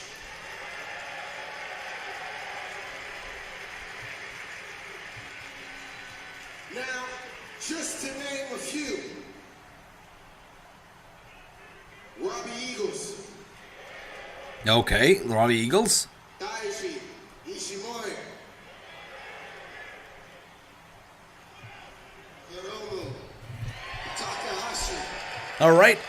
He's putting out some big names there, so I guess he's just back here to get the fans going, to possibly, make the... This is a problem with Lio Rush. He's coming out here, he's talking some big talks, he's naming some big, possible names that he could be facing in the future, but we don't know if we're actually going to be seeing those matches, so I don't know if I should be invested into this. And that's right, True. He says that he's injured, he says that he's not cleared to wrestle. I don't know. It should be having Kushida debuting instead of Lio Rush. That's right, Surf. That's right. I don't think he actually injured, but Rush pulls out. I agree. I've heard this before from Lio. And I heard some conflicting reports on his injury as well. So I don't know about this one. Lio Rush injured. Let me take a look real quick right now. Yeah, it does seem like he sustained an injury during a Pro Wrestling Guerrillas Battle of Los Angeles tournament. Yeah, he got injured. His shoulder got injured. He got a ligament tear is what happened at an independent show. So that is what happened with Lio Rush. So apparently he tore his ligament in that show, which is why he's not wrestling yet. But he could be returning. You never know. And Lio is there. That's right. That's right. Take that as that's right. I love that, Ron. I love that comparison right there. Yeah, it's right. Love it. It will be interesting to see what happens next. Indeed. We'll see.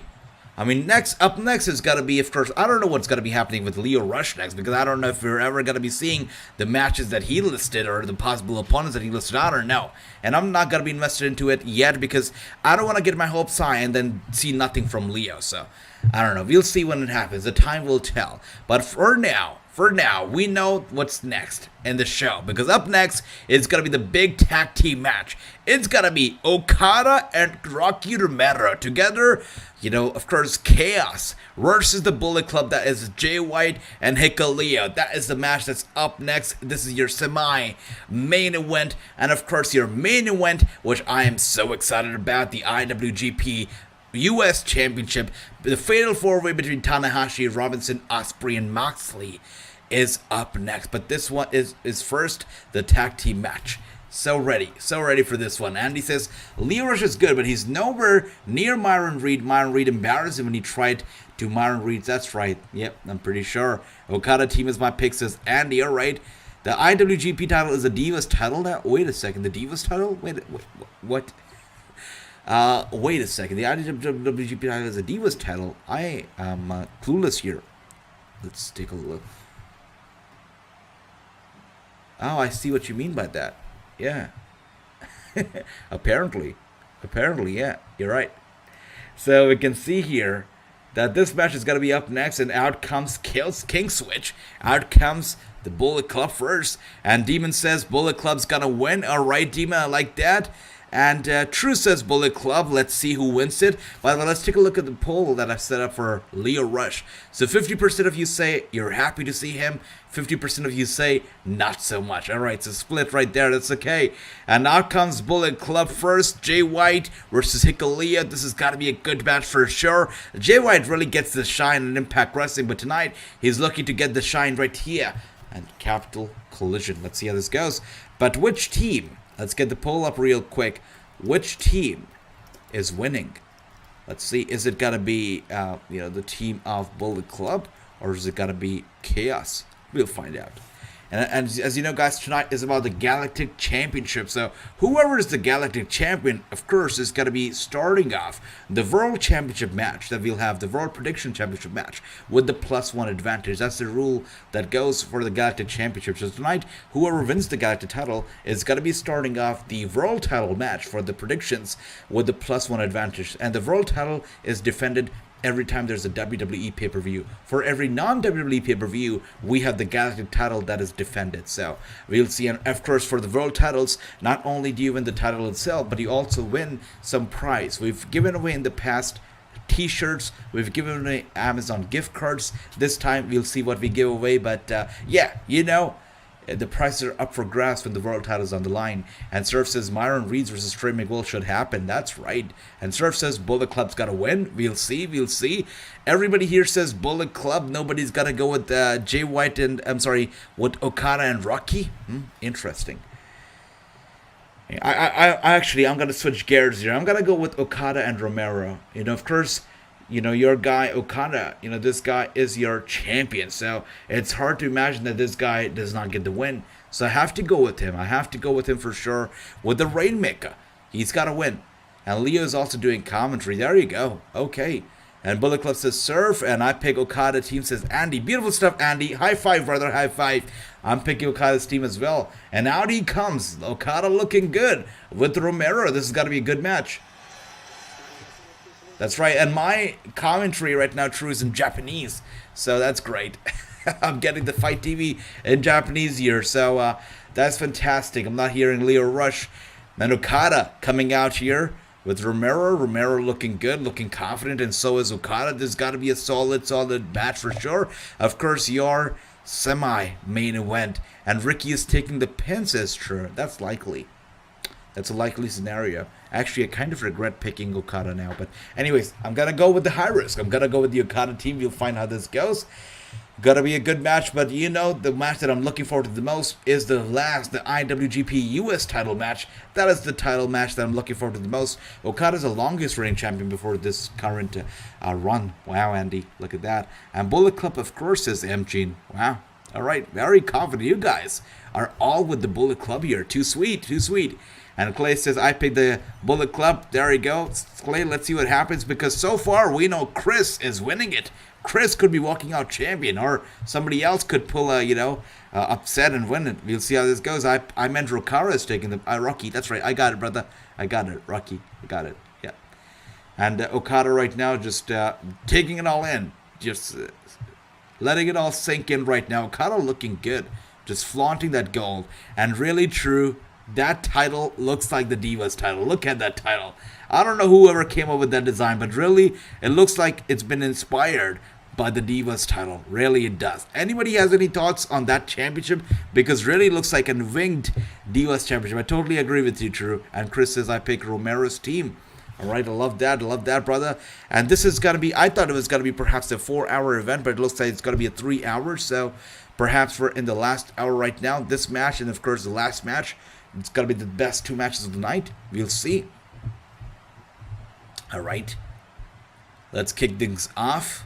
And I think kicking things off here is going to be Hikuleo. I think Jay White is going to be standing on the apron to start this off. Let's see. And M. Gene says, that's right, lame title, not feeling it. I know, lame indeed. I don't know whoever came up with the design, but really not the most original or not the best design ever for such a badass title and for such a badass wrestler to be wearing it. And Jay White and Okada right now squaring off, and Hikuleo and Rocky also with some trash talking right now. Jay White not only trash talking with the stars in the ring, but also the audience. Look at that, Jay White's such a bully.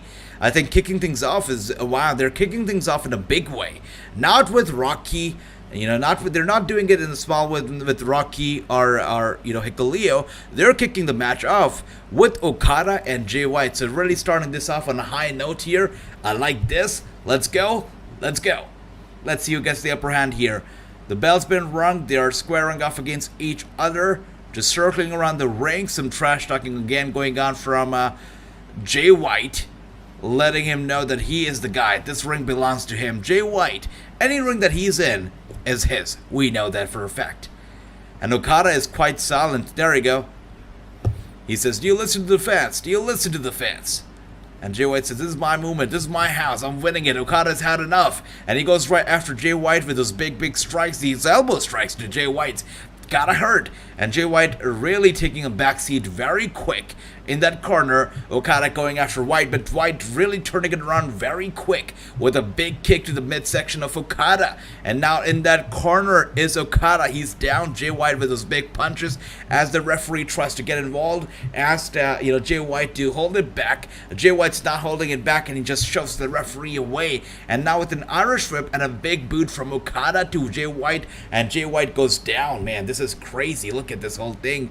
And now Okada is looking for another one. There you go. He's running up, and now with a big kick to the side of the head of Jay White. And then Jay White's hurt. There you go. He's just flinching around the ring right now. He's fidgeting around because he is hurt. And Okada gets Jay White up on his shoulders. Jay White gets away real quick. In that corner now is Jay White.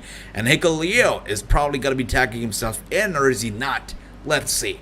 Hikuleo and Jay White staring at Okada. And now the tag's been made. Hikuleo in the ring right now. Bullet Club with the first tag here. Okada, Hikuleo. Gotta be scaring off Okada. Not tagging Romero in yet. Hikuleo obviously with the size advantage. Look at this guy. Big, tall, strong. Is Okada gonna tag Romero in? Maybe not. He knows that if he tags Romero in, Romero is going to take the pin just like True says. So Okada wants to stay in here himself. Oh, wow. Romero is begging for the tag. And Okada's like, you sure about that? You sure? He's a big guy. He's a big guy. You sure about that? He's like, no. That's funny. Oh, dear. Oh, that's so funny. Oh, wow. Okada tells him he's a big guy. You sure? And Romero's like, yeah. And Okada's like, no, I'm not doing it. That is so funny. Talk about the lack of trust in your teammate. That is funny. Wow, all right. Anyways, Okada tags Romero in. I guess this is how the match goes. It's over. And Andrew says, new job with New Japan. That's right, brother. That's right. I got a new job. I landed a new job with NJPW, brother. It is good to see you, Andrew. Hope you're doing well, my man. It's so good to see you. They're watching NJPW Capital Collision here. And what a great show it's been. By the way, I always forget the name of this pay-per-view. Whenever I say we're watching NJPW, and I really have to think, what was the name of the pay-per-view again? And then I look at the graphic, Capital Collision. That's right. That's what we're watching right now. It's a good show so far. I'm loving it. And still to come, the main event, the Fatal 4-Way, Tanahashi, Robinson, Osprey, Moxley, Fatal 4-Way. It's going to be crazy. And I look forward to it right now with a big elbow strike to from Romero to Hikuleo. And Hikuleo just asking Romero to chop him. And Romero, look at the Popeye. The Popeye, he's putting his arm around like Popeye right there. And wow, he pokes Hikuleo in the eye right there. Wow, dirty guy, dirty player in the room right now. He's looking to Irish whip Hikuleo in the corner. Yep, with the size and advantage, he's never going to be able to do it. Hikuleo gets him up, and with the Hurricanrana, he gets Hikuleo in the corner. And now with the chop to the chest right there. Chop to the chest right there. Look at that. Big chops to the chest. He's going at it right now. Look at him. Yeah. And Hikuleo is asking for more. He's asking for more. And another big chop. Hikuleo grabs his arm right there, and he hits him with the chop of himself. Real hard. And down goes Romero. There you go. Sweet bat so far, and Chris is back. You kidding me? Chris is back. Welcome back, my brother Chris. And Chris says, I pick Chaos. Alright, brother, let's see what happens, because so far, we can see Bullet Club is in control. Romero is the weak link of Chaos, and that is a big problem. Okada, of course, is good, but Romero, we know, not so good. If you look at the poll right now, 87% of you guys say it's gotta be the Bullet Club. And Bullet Club, Jay White indeed dominating. What a big chop from Jay White to Romero right there. And Romero is in trouble. And Okada realizes that. And so does Jay White. Oh my gosh. Also ringside, Hikuleo with a dirty work. And with a big hit, big strike to the head of Romero. The referee is clearly distracted. You've got to be kidding me. And Jay White is loving it. Look at those two sweets being flown around everywhere from Jay White. He's waiting for Romero to get out on his feet, and Jay White, too sweet chop right there. What a sweet chop from the too sweet guy. And now tag's been made. Hikuleo back in the ring right now, and Romero just struggling and crawling, trying to get somehow to Okada, who's standing right there on the apron. But Hikuleo with a boot to the back of Romero, and Romero is not getting up now. True said that Romero is gonna be, getting the pin here for his team. He's gonna get the loss for his team, and that it seems like it's exactly what's gonna be happening here. And Hikuleo just tosses Romero to the corner, back first to the corner goes Romero, and now Jay White's been tagged in. Jay White going for a very quick cover, and Romero with the kick out. Romero's down. He's hurt. He's the weak link, but he's not gonna give up so easily. And Andy says, come on, Romero, get Okada in. That's right. It's so funny, Andy. It is clear that we don't trust Romero. We know Romero cannot do it himself. So if he really want the match's momentum to change, Romero can only do one thing to help, and that's tag Okada in. That's the only thing that he can do. And Romero is in deep trouble here. Jay White with the headlock right there on Romero. Romero trying to get back to his feet here. And Jay White is being hit with a strike to the midsection. And White with a big punch to the back of Romero, who goes down.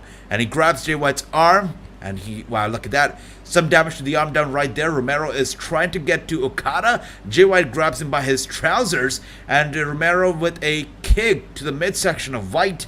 Again going to, oh my gosh, Jay White hits Okada and gets him off the apron. You've got to be kidding me. What a crazy match. And Romero with a big kick to Jay White. Jay White with a counter, too sweet chop once again. And Romero is down in the corner. And Hikuleo comes in real quick. Big guy realizes how he's in control, just squashing the face. Oh my god, the spammer is back. Alright, just squashing the face of Romero with the big boots right there. That is crazy. And Chris says, I changed my pick to the Bullet Club. There you go. You cannot change your pick midway, brother. It's over. Whatever you pick first is your pick. I want to change my pick to the Bullet Club as well, but it seems like as we can see here, these guys are picking up the win. Definitely are picking up the win here for sure. There is no way that Romero and Okada are gonna win this one. No way. It seems like it's gotta be the Bullet Club and the Bullet Club only.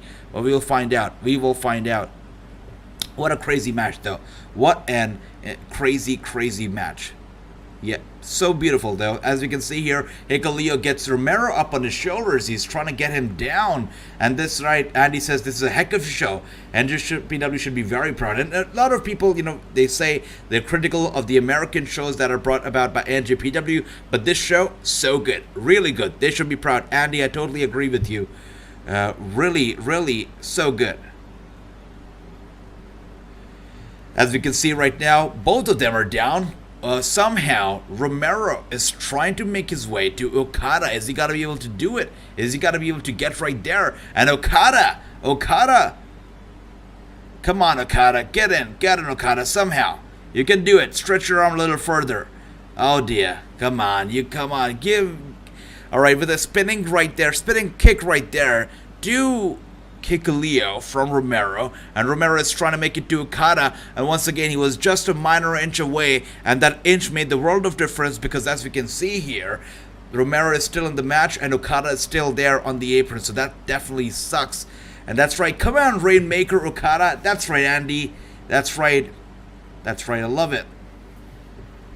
And we can see again, Romero is trying to fight back. He's trying hard to fight back, and just like T says right there, make it rain. Indeed, make it rain. And there you go, the Rainmaker is here. There you go. The Rainmaker is here, and he's going crazy after Hikuleo. Hikuleo probably should be tagging Jay White in, because I'd love to see a Jay White versus Okada clash right now. Right here. What a crazy bout so far.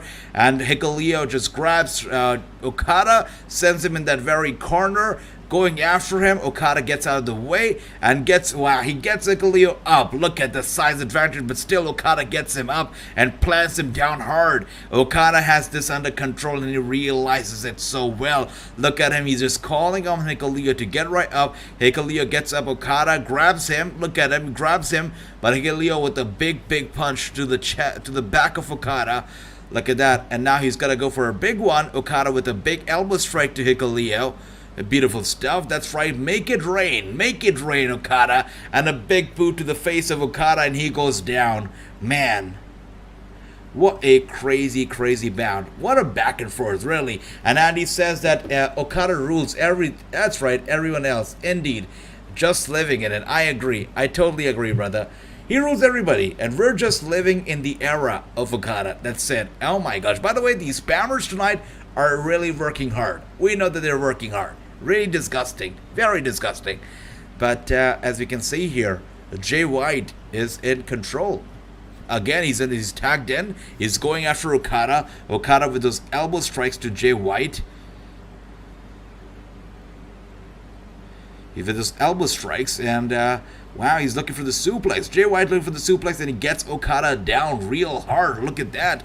That's right, Andy. The spammers are terrible. As terrible as probably Jay White is to Okada right now. And Okada wants to get the upper hand, but no, he's not being able to. And my pick here is Okada. I want Okada to win, but it's very unlikely that he wins. Hikuleo has got to be strong as he gets where I agree, true. He's so good, just getting started. He's only got to get better and stronger. And now Okada was gonna go with the elbow strikes on Jay White, and Jay White with the reversal right there. Look at that, so good, just so good. What a crazy match indeed. What a good match, really. And we can see right there, Okada gets Jay White up, slams him down hard with a big neck breaker. Jay White's down, Hikuleo trying to get himself involved. Romero, though, holding on to the leg of Hikuleo, just stopping him from getting involved in this match. Beautiful stuff. Romero does something. That's good. And Okada gets Jay White up, plants him down. Is it going to be it? Is Okada going to win? Okada gets up, he's gonna go for the big one with a big elbow drop right there from Okada to Jay White.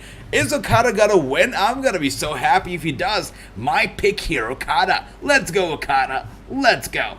Yeah, that's right. Let's go, Okada. Come on. Everybody in the chat, let's comment. Everybody, let's go, Okada. Let's go. and he grabs Jay White by the trousers. Look at that. He's looking for the big one. Jay White with the reversal now. This is not good. And he gets Okada. Okada with the reversal. A big chop to the chest of Okada from Jay White. And Jay White with an Irish strip. Okada with an Irish strip with the drop kick from Okada. Just putting the momentum of Jay White to a halt here. And both of them are down. Both of them are kind of out. Okada, Jay White, both of them down and out. Going at it. Let's see who's able to win here. Jay White is down. Okada trying to get up. Both of them slowly and steadily just crawling and trying to make their way up to their feet. Both of them are hurt. Look at that. Wow, it's crazy. So crazy. And as we can see right there, the tag was... Wow, Romero gets in real quick with the save. Are you kidding me? Romero is dominating left, right, front, and center. Not just taking care of Jay White, but also Hikuleo. Wow, the weak link of the match is suddenly the link of the match. So good. And that's right, tease. They are so exhausted indeed. Okada is setting up for the rain. That's right, and he was. But right now, Romero is killing it with a big uppercut from Romero to Jay White. And what a flying, spinning DDT to Jay White. Romero is killing it. That's right, Andy. Come on, Okada. So good. So good. Wow. Wow, I cannot believe it. Romero is doing so well right now. Just unbelievably well. So well. Crazy. Crazy. And now we can see a double team probably happening. Okada, Romero just surrounding Jay White, going after him with those big kicks. Okada gets him up. And look at that, just suspends him on that rope right there. And Romero looking to fly with a beautiful drop kick right there. Stomp right there. And another big one from Okada. Jay White's done. He's done for. Romero goes for the cover. Wow, and Jay White with a kick out. For the kick out. I thought it was over. I thought Jay White lost it. But no, Jay White kicks out. Still going on. And now the armbar submission holds locked in. Hikuleo gets involved and brings a submission hold real quick. Jay White's in deep trouble here. And Okada going after Hikuleo. Hikuleo grabs Okada by the throat. And he grabs Romero by the throat, looking for a double chokeslam. Both of them give away, they get out of the chokeslam real quick. And both of them are now teaming up against Hikuleo. Alright, and a clothesline from Okada to Hikuleo, and he's collapsed down to the ringside. Once again, we're down in this very ring, and it's all about Okada, Romero, and Jay White. Oh my gosh. Oh dear. And Romero rolls Jay White up for the pin, and Jay White with a kick out. This is crazy. Probably the final few seconds of this match. And Romero with a uppercut, big uppercut to Jay White. Jay White turns it around, gets him up. Look at that. He's looking for the big one. With the reversal, he gets Jay White up in the roll up. The shoulders are down with a kick out from Jay White. Jay White going to go for the clothesline.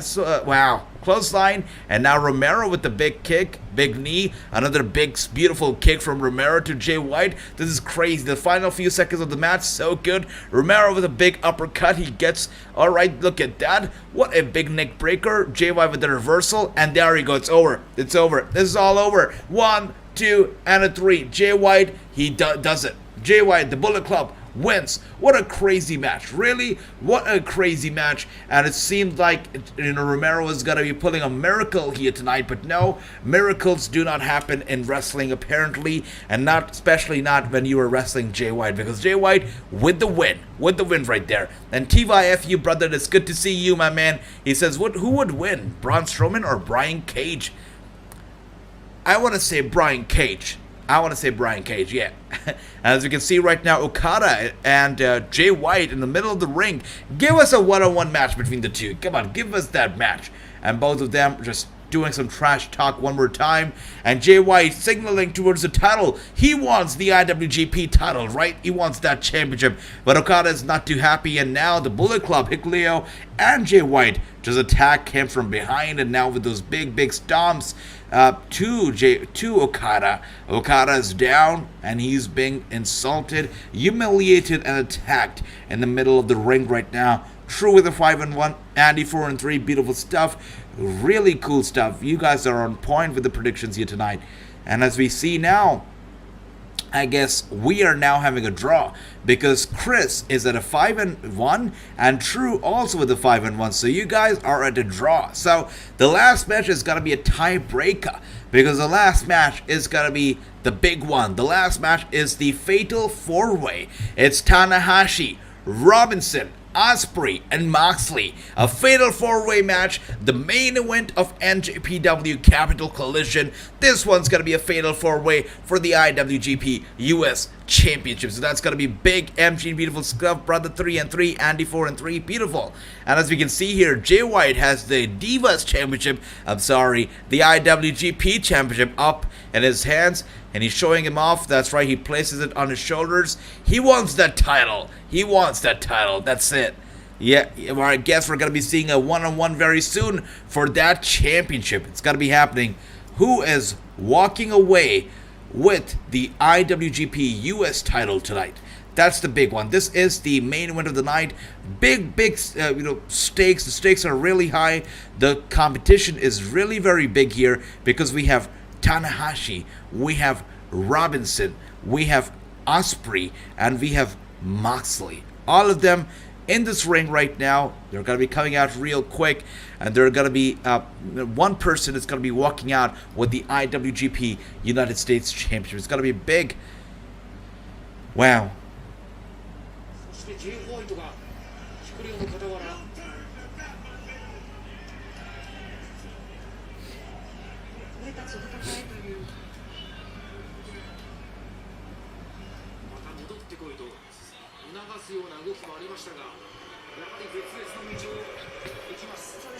Bullet Club doing what Bullet Club does best, and there you go. Demon Hater says it's gotta be Jon Moxley. Chris says it's gotta be Jon Moxley. Andy says it's gotta be Juice Robinson. I love that. And TYFU says, I like to think of matches between superstars from different promotions. It's fun to think about.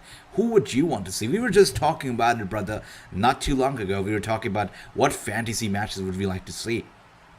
And I was just saying, I would love to see a match between Abaddon, a mixed tag team match. Abaddon teaming up with Demon Finn Balor, going after... Actually, I'm going to take a step back here. Not Demon Finn Balor. I would like to see Abaddon and Sin Bodhi. I don't know if you guys know Sin Bodhi, but if you don't, check him out. Real cool guy. So I'd like to see Abaddon, Sin Bodhi in a tag team, versus the team of Bray Wyatt, The Fiend, and Alexa Bliss. That is the match that I'd like to see. Abaddon and Sin Bodhi in a tag team would be crazy. And Andy says Juice Robinson. There you go. And Clay says I picked Jon Moxley. All right. And Takashita versus Kenny Omega. Oh, that's good. Oh yeah, hell yeah. And this guy looks none too happy. He's been betrayed by the Bullet Club. The family is not his family anymore. Looks heartbroken. Let's see how this goes. And Chris says Jon Moxley is my pick. Zia Brookside versus Liv Morgan. There you go with the dream matches. I love that. And speaking of dream matches, tonight's been all about the dream matches. Tonight we got some great matches. We got the likes of course, we just saw the Okada Romero, White Leo. We got Ishii versus Eddie Kingston. We got Brody Kingston, Suzuki. Really, tonight was fantastic from the start to the finish. Real cool. And the main event is going to be no different. It's going to be a dream match in itself. Fatal 4-way for the IWGP US Championship. Super nice, super cool. I'm looking across the board and looking at Tanahashi, Robinson, Osprey, Moxley. My pick here to win is Osprey. I'm going to go with Osprey here. I think Osprey's got to win. Yep. That's my pick. And Andy says, like to see Abaddon team with Rosemary. Oh, yeah. Yeah, would love that. And that's right. It's going to be the main event. It's main event time. They're just having those vignettes right now. The video packet is rolling on. But it's time for the main event. And we are about 2 hours and 40 minutes into the show. And the show is capping at 3 hours. So we're looking at perhaps the final 20 to 30 minutes of the show here. And Brody King versus Josh Alexander would be a huge... Oh, yeah, that's for sure. I would love to see a match between Josh Alexander versus Cesaro. I feel like both of them really build very similarly.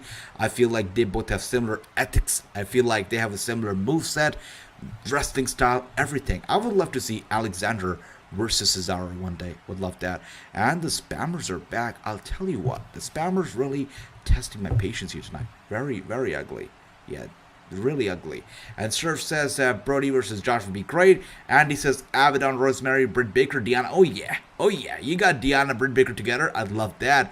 Boogeyman Oh yeah, Boogeyman versus Randy Orton would be great. Boogeyman, by the way, is going to be in the 2K22 game this Tuesday. The DLC is coming out this Tuesday, so look forward to that. Samoa Joe versus Moose. Oh yeah, oh wow. Surf, you're going to be excited now, brother. Samoa Joe versus Moose would be fantastic, man.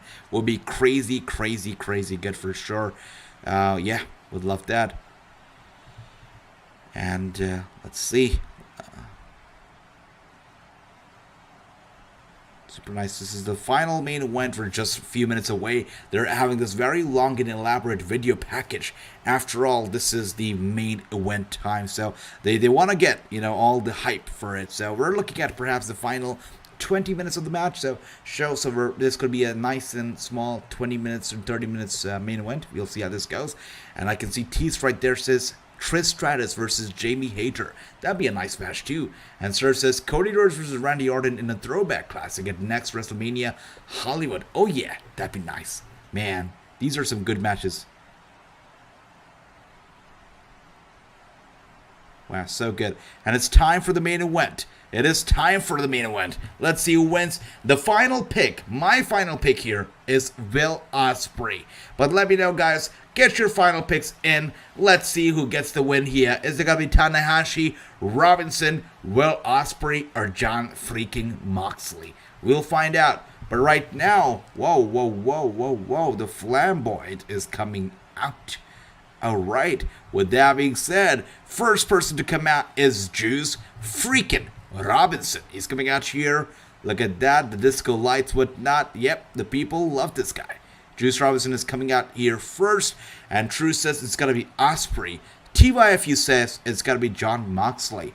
MGene says it's got to be Jon Moxley. So that is interesting. So True, too sweet brother, we're together here with Will Osprey, but let's see what happens. If I'm looking at the poll right now, it's so interesting because the poll's so divided. Tanahashi, the current champion, literally with the lowest scores, Tanahashi has only an 18% vote to retain, and everybody else a draw. Robinson 27%, Osprey 27%, Moxley 20%. So we're all very confused. This is a very unpredictable match without a shadow of a doubt. That is for sure. I mean, look at the poll right now. Look at the poll. So out there, really. It's going to be very difficult to predict this match, but I'm going to be going with Will Osprey. I think he's the guy. I think we could be seeing a match, something big happen between Osprey and Moxley at Forbidden Door 2, but let's see what happens. And Andy says Juice Robinson. All right. So Andy says Robinson. Somebody said Robinson. That's good. And Robinson's coming out right now looking good, looking confident, got those shades on, okay. Everybody's stealing my shades giving, by the way. I'm the one who invented the shades and the suit and everything. And everybody trying to steal it. That's not right. And first thing, when WTDLC comes out Tuesday, I'm going to play Boogeyman versus Orton. That's right, Chris. That's a good match. And AJ, what if Kenny Omega comes back attacking Adam Cole and Jay White? Wow. I would love it. I want Kenny Omega to come back. I want him to come back. And I know a lot of people are excited about the Trios title, the Trios title coming to AEW, but I am concerned. I'm more concerned than I'm excited. If the Trios title comes about, right, if it happens, is AEW got to be able to keep, attention, also pay attention to the tag team titles, the traditional tag teams, or are they going to be paying more attention to the trios factions? So I have some concerns here for sure. Is the tag team division going to lose its significance when the factions come about? So I've got some concerns with the trios title for sure. And Jon Moxley needs to win this, says TYFU. I kind of agree. But coming out here, representing the United Empire, the one and the only, look at this guy, Will freaking Osprey. My pick to win this one, and so is True's pick to win this one. Will Osprey coming out here. There we go. Whoa. There you go. There he is. There is the man. Wow, the man of the hour. That is a superstar. For sure. That is a star. Look at the jacket of Will Osprey. So good. There you go. Yeah. Leo Rush, I know Leo Rush tries to be the superstar, but you gotta be the superstar. Get some lessons from Will Osprey. He looks like a star, walks, talks, acts, and wrestles like a star, and does not retire like a story there. And AJ, I think Khan is talking to Tony Khan about the trio matches and others who have experience in trios. Let's see, brother. Let's see. I don't know. I'm concerned right now, brother. And my fantasy will be Will Osprey and say, oh yeah, oh yeah, oh yeah. Andy, I love that. Will Osprey versus Seth Rollins will be fantastic. And Chris says, I'm going to play Indy Hartwell. That's right, Indy Hartwell. Also in the DLC. Look forward to that. And Hassan's, yeah, that's right, Hassan. Welcome back, brother. This is the main event, the last match on the card. It is for the IWGP US Championship. Fatal 4-way, Tanahashi, Robinson, Osprey, Moxley. As we can see, Robinson and Osprey are already in the ring right now. We are next, I guess it's going to be Moxley coming out. And at the end, we'll see Tanahashi, the current champion, coming out. And if we're looking at the poll right now, let's take a look at the poll once again and see who actually has the upper hand in terms of the votes. And now we can see Robinson is just way ahead of everybody else. The current champion, Tanahashi, way behind at 14%. And Osprey and Moxley are tied at 21%. And Robinson way ahead right now at 40. Now it's at 40%. So Osprey with a 27. Robinson still ahead with the 40%. So it's very interesting. Let's see what happens. But by the way, guys who are watching us for the first time, make sure you hit the subscribe button because we're here for every single match that is on television, that's on Fight. You talk about the wrestling, the WWE matches, AEW shows. You talk about the independent shows, NJPW, ROH, any show. We're here, we're watching it. So if you want to watch the shows with us, make sure you hit the subscribe. And Moxley and Hansel, the like. And Moxley's coming at you. There you go. Yes, the guy has escaped the asylum of AEW and he's out here in NJPW. He's looking for the NJPW gold as well. Reason why I chose Robinson, he's the underdog. That's a good one, Andy. A lot of times we overlook the underdog and you never know, the underdog might shine here. I would love to see him win, but again, if you look at the polls here, Robinson now at a 35%, Osprey and Moxley tie at 24%, and Tanahashi still way behind at an 18%. It seems like the champion is the underdog right now, Andy, and Moxley is making his way out through the fans, through the crowd. Interesting. It almost seemed like there was a fan that was following Moxley and Moxley stopped. He turned around, stared down at the fan, and now he's making his way again to the ring here. Moxley looking good, looking confident, marking his territory. I'm sure Renee Packard is watching this match, and she's hoping it doesn't turn into a bloody brawl, but you never know. Moxley. All right, he's here, so we just have one more entrance to go, Tanahashi, and then we'll kick out the match. Let's see, brothers. I'm very excited about this one. I've been looking forward to it all week long. It's got to be a good one for sure. Tanahashi, again, is the underdog, I feel. But I'm still going to go with Osprey. Yeah, Osprey's my pick to win this one. All right, let's see how this goes. But again, it would also make sense for Moxley to win because we're going to be seeing that Forbidden Door event soon. So for Moxley to win might also make sense. Might make sense. You never know. And Moxley in the ring right now. Look at that. Some show of respect to NJPW. Bows down in the center of the ring. There you go. Moxley in total control. Looking confident as he's just marking his territory in that ring. Walking around all four corners. There you go. Moxley, Osprey, Robinson in the ring, and the wait is for the one and the only, the champion Tanahashi to come out. Come on, Tanahashi, get out here. And there you go, there he is, the man of the hour, the guy who the match is all about. The champion is coming out here. That is Tanahashi. Let's see how this goes. He's coming out here with the gold. All right. Once again, guys, thank you so much for joining me here today. I hope you're all having a great Saturday so far, and you're enjoying the show because this show has really been good. Tanahashi comes out with the title, and that title is what this is all about. The Fatal 4-Way is all about. Somebody's going to be walking out with that title, and I don't think that somebody is going to be Tanahashi.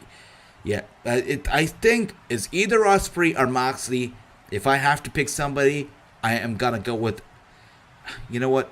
I want to change my pick here. The match hasn't really started, so I want to change. I kind of want to change my pick, but still, I'm gonna stay true to my pick. Stay true to my pick. My first intuition was Osprey, so I'm gonna stick to that. I'm gonna still go with Osprey, but I've got a feeling it's got to be Moxley. But we'll see. We'll see. And NJPW show 10 out of 10. That's right, Andy. Real good. And Hassan says, okay then. That's right, Hassan. Okay then, brother. Let's go. Let's get in. All right.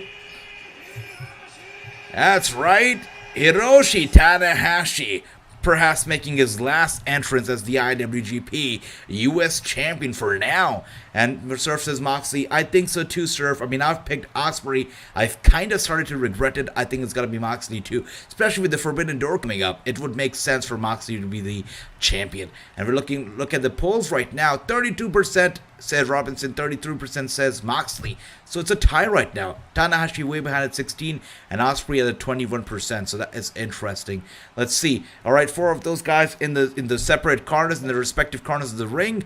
And with that being said, the referee's checking on everybody before he's calling for the bell. What is he got to do? Wait a second. He's talking to... Wait a second. What's going on here? Wow.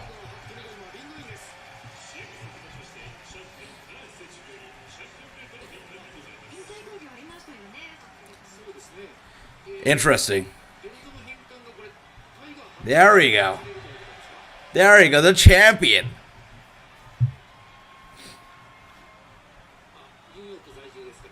Nice.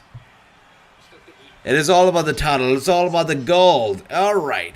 And with that being said, look at that. Robinson touches the gold real quick. And so does the guy, Osprey, and so does Moxley. This is what it's all about. The IWGP US title. Let's go. Can we all just accept it? That the IWGP US title looks a lot better than the IWGP Championship. I think we can all accept that, right? But anyways, let's go. Referee, ring the bell, brother. Like the bell. Alright, there we go. The bell's been run. And with that being said, Osprey goes right after Moxley at the very beginning. Both of them just slide out of the ring. And Osprey and Moxley have taken the action to the outside. And Robinson and Tanahashi in the ring right now. Osprey and Moxley's a back and forth. We already saw them at the Windy City Riot. They had a tremendous match together. And right now we're basically seeing part 2 of the match here ringside. And in the ring right now, look at that. Moxley sends Osprey back first into the barricade, and there's nobody in the ring right now as Tanahashi goes diving down on Robinson right there. Robinson and Tanahashi flat ringside, and Moxley and Osprey also right there on the stage right now. And the spotlight is on Moxley and Osprey on the stage with a chop fest. And look at that. Wow, crazy stuff, because Tanahashi has been sent to the barricade right there. He goes right into the barricade, and Moxley just, wow, look at that once again. Robinson went for a big, was looking to hit him big time, was going to go for the wrecking ball, but Tanahashi gets out of the way, and Robinson goes crashing down into that very same barricade. And the only guy who seems to be in a bit of a control here is Moxley, but how long is that going to last? Let's see. And True says Leo Rush is still on commentary. Beautiful. I'm getting Japanese commentary, so that's great.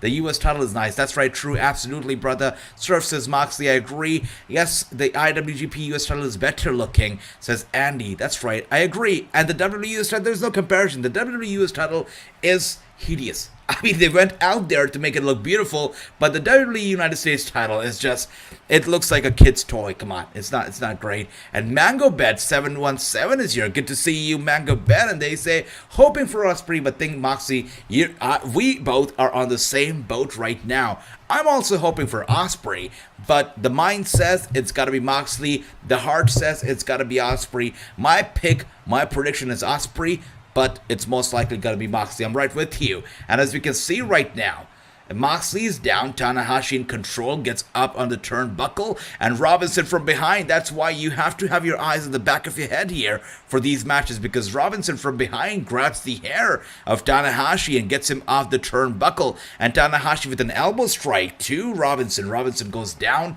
Tanahashi is hurt. He's down in the corner, and Moxley, look at that. By the way, look at the Osprey ringside. He's just chilling. He's just having fun. Look at that. Matt Riddle tries to act cool. He tries to act like the bro, but the real bro here is Osprey. Look at that. So chill. So cool. Calm down. And now Moxley with those hard-hitting punches right there on the top of the head, oh my gosh, of Tanahashi, and he's biting down on the ear of Tanahashi too. That's crazy. Moxley doing what he does best, and Osprey gets in with a springboard dive with a big flying elbow right there to Moxley. Osprey is in control, going for the cover on Moxley right there, and Moxley with a kick out. Osprey is loving every bit of it because right now is in control. This is part 2 of the Windy City Riot match between between Moxley and Osprey. What a crazy match that was, and I'm getting deja vu right now as I'm seeing these two in the middle of the ring right now, just squaring off. So good, so good. And cameraman missed a big spot. I do agree, true. He did.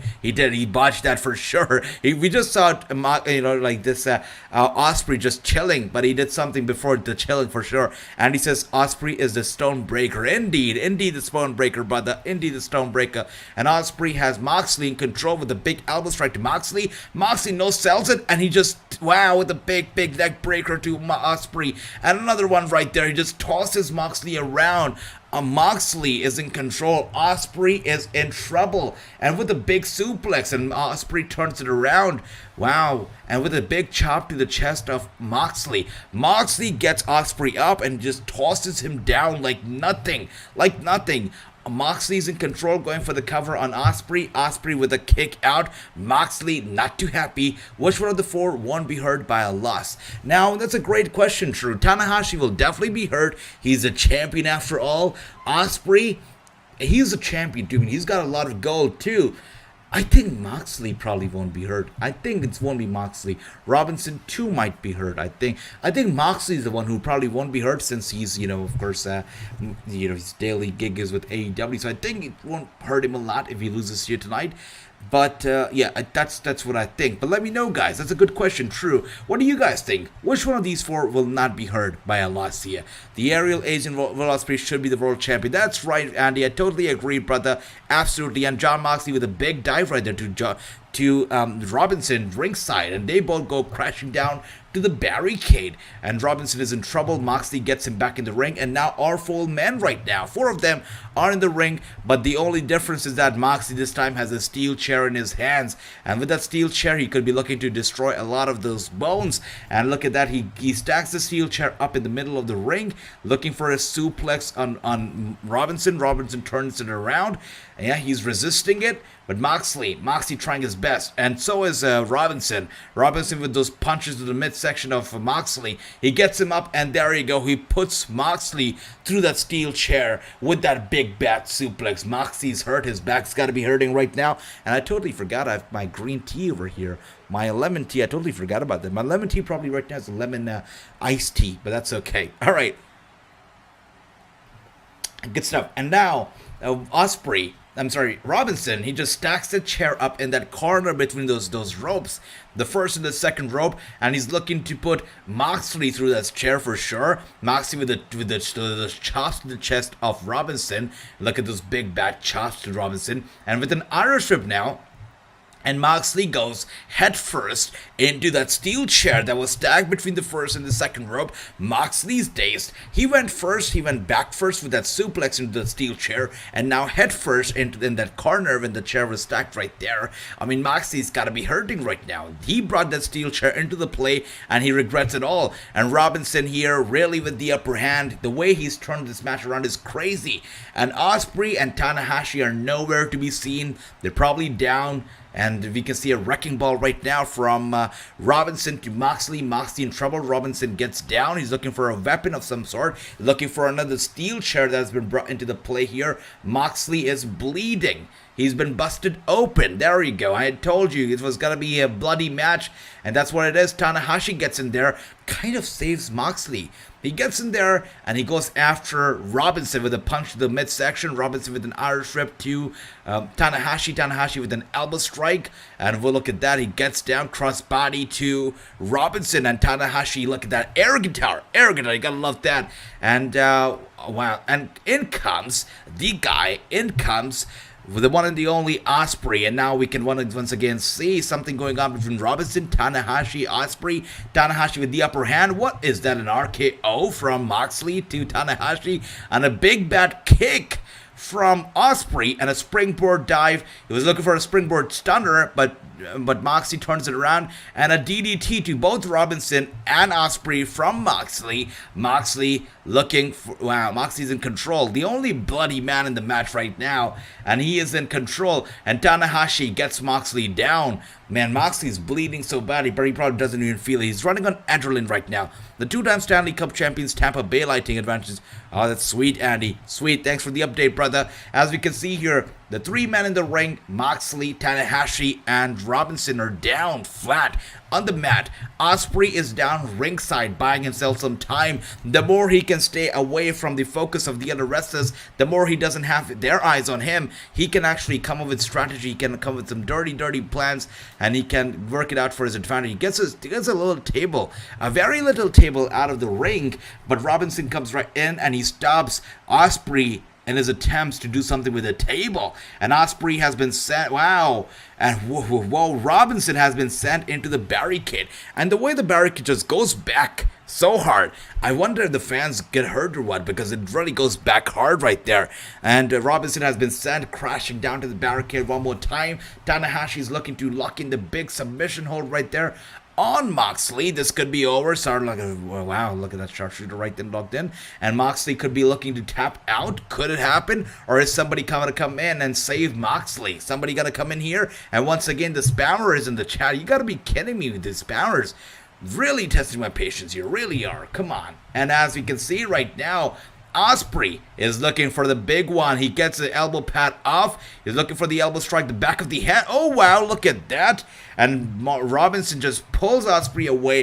Had Osprey been able to connect that, he would have hit Tanahashi in the back of the head with that big elbow strike, and that could have been a game changer. But no, that did not happen, because just as you see right now, Robinson, oh wow, wait a second. Robinson grabs the IWGP US title, and he hits Tanahashi with that title in the back of the head. Robinson, the underdog of this match, is turning this around like no tomorrow. And Jeff, my brother Jeff, it is so good to see you, man. So good to see you. Oh my gosh, this is such a crazy match. Wow, so good. Just so amazing. So good.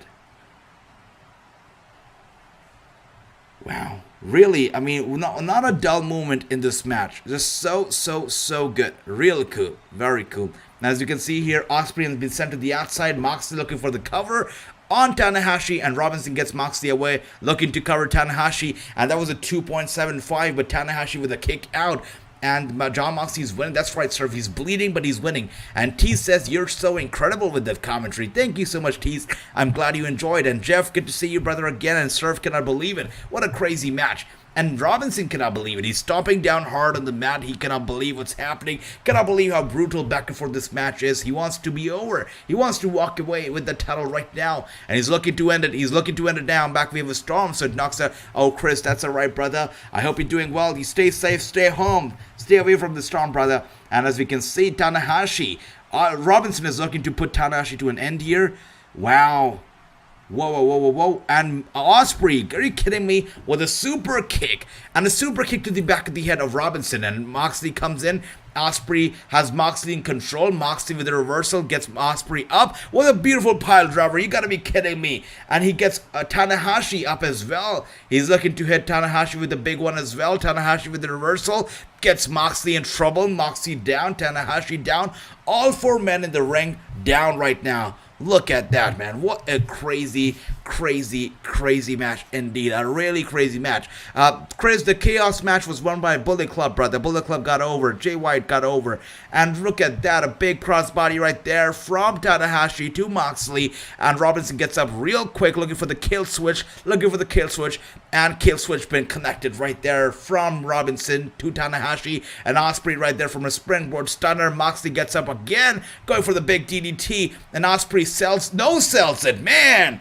Osprey no-sells that DDT. You gotta be kidding me. The way he's no-sold it was crazy. And Moxley looking for a big one again. Gets Osprey down. Going for the cover. 1, 2, and oh my god. Holy crap. You've gotta be kidding me. You've gotta be kidding me right now. This is crazy because Osprey once again with a kick out. And Moxley has the headlock locked in right now. Osprey almost passing out. I don't know how long this is gonna last. What a crazy match. What a crazy match. And Jason, good to see you. And he says, let's go Dean Ambrose. And Osprey kicked out. That's right. Incredible. And Anglebet says, first time here. What is the name of the commentator? He's really, thank you so much. Thank you. I really appreciate it. My name is AJ, or you can call me Wrassingh. So good to see you. And every single Sunday, you know, I also host a show called the Wrassing Show. Every single Sunday, I have this, wait a second, Tanahashi with a big dive right there on Moxley as he was looking for the cover. And Tanahashi is now looking for a Another big dive on the top turnbuckle. This could be a mistake, but Robinson gets in from behind. He grabs, oh, this is a deja vu, man. We've seen this same exact spot between Robinson and Moxley and Tanahashi in this very same match. And Robinson with an elbow strike to Tanahashi. He gets Tanahashi up as he's standing on that apron. This could be good night for the champion. This could make Tanahashi the former champion. But Tanahashi trying to get away with those elbow strikes to...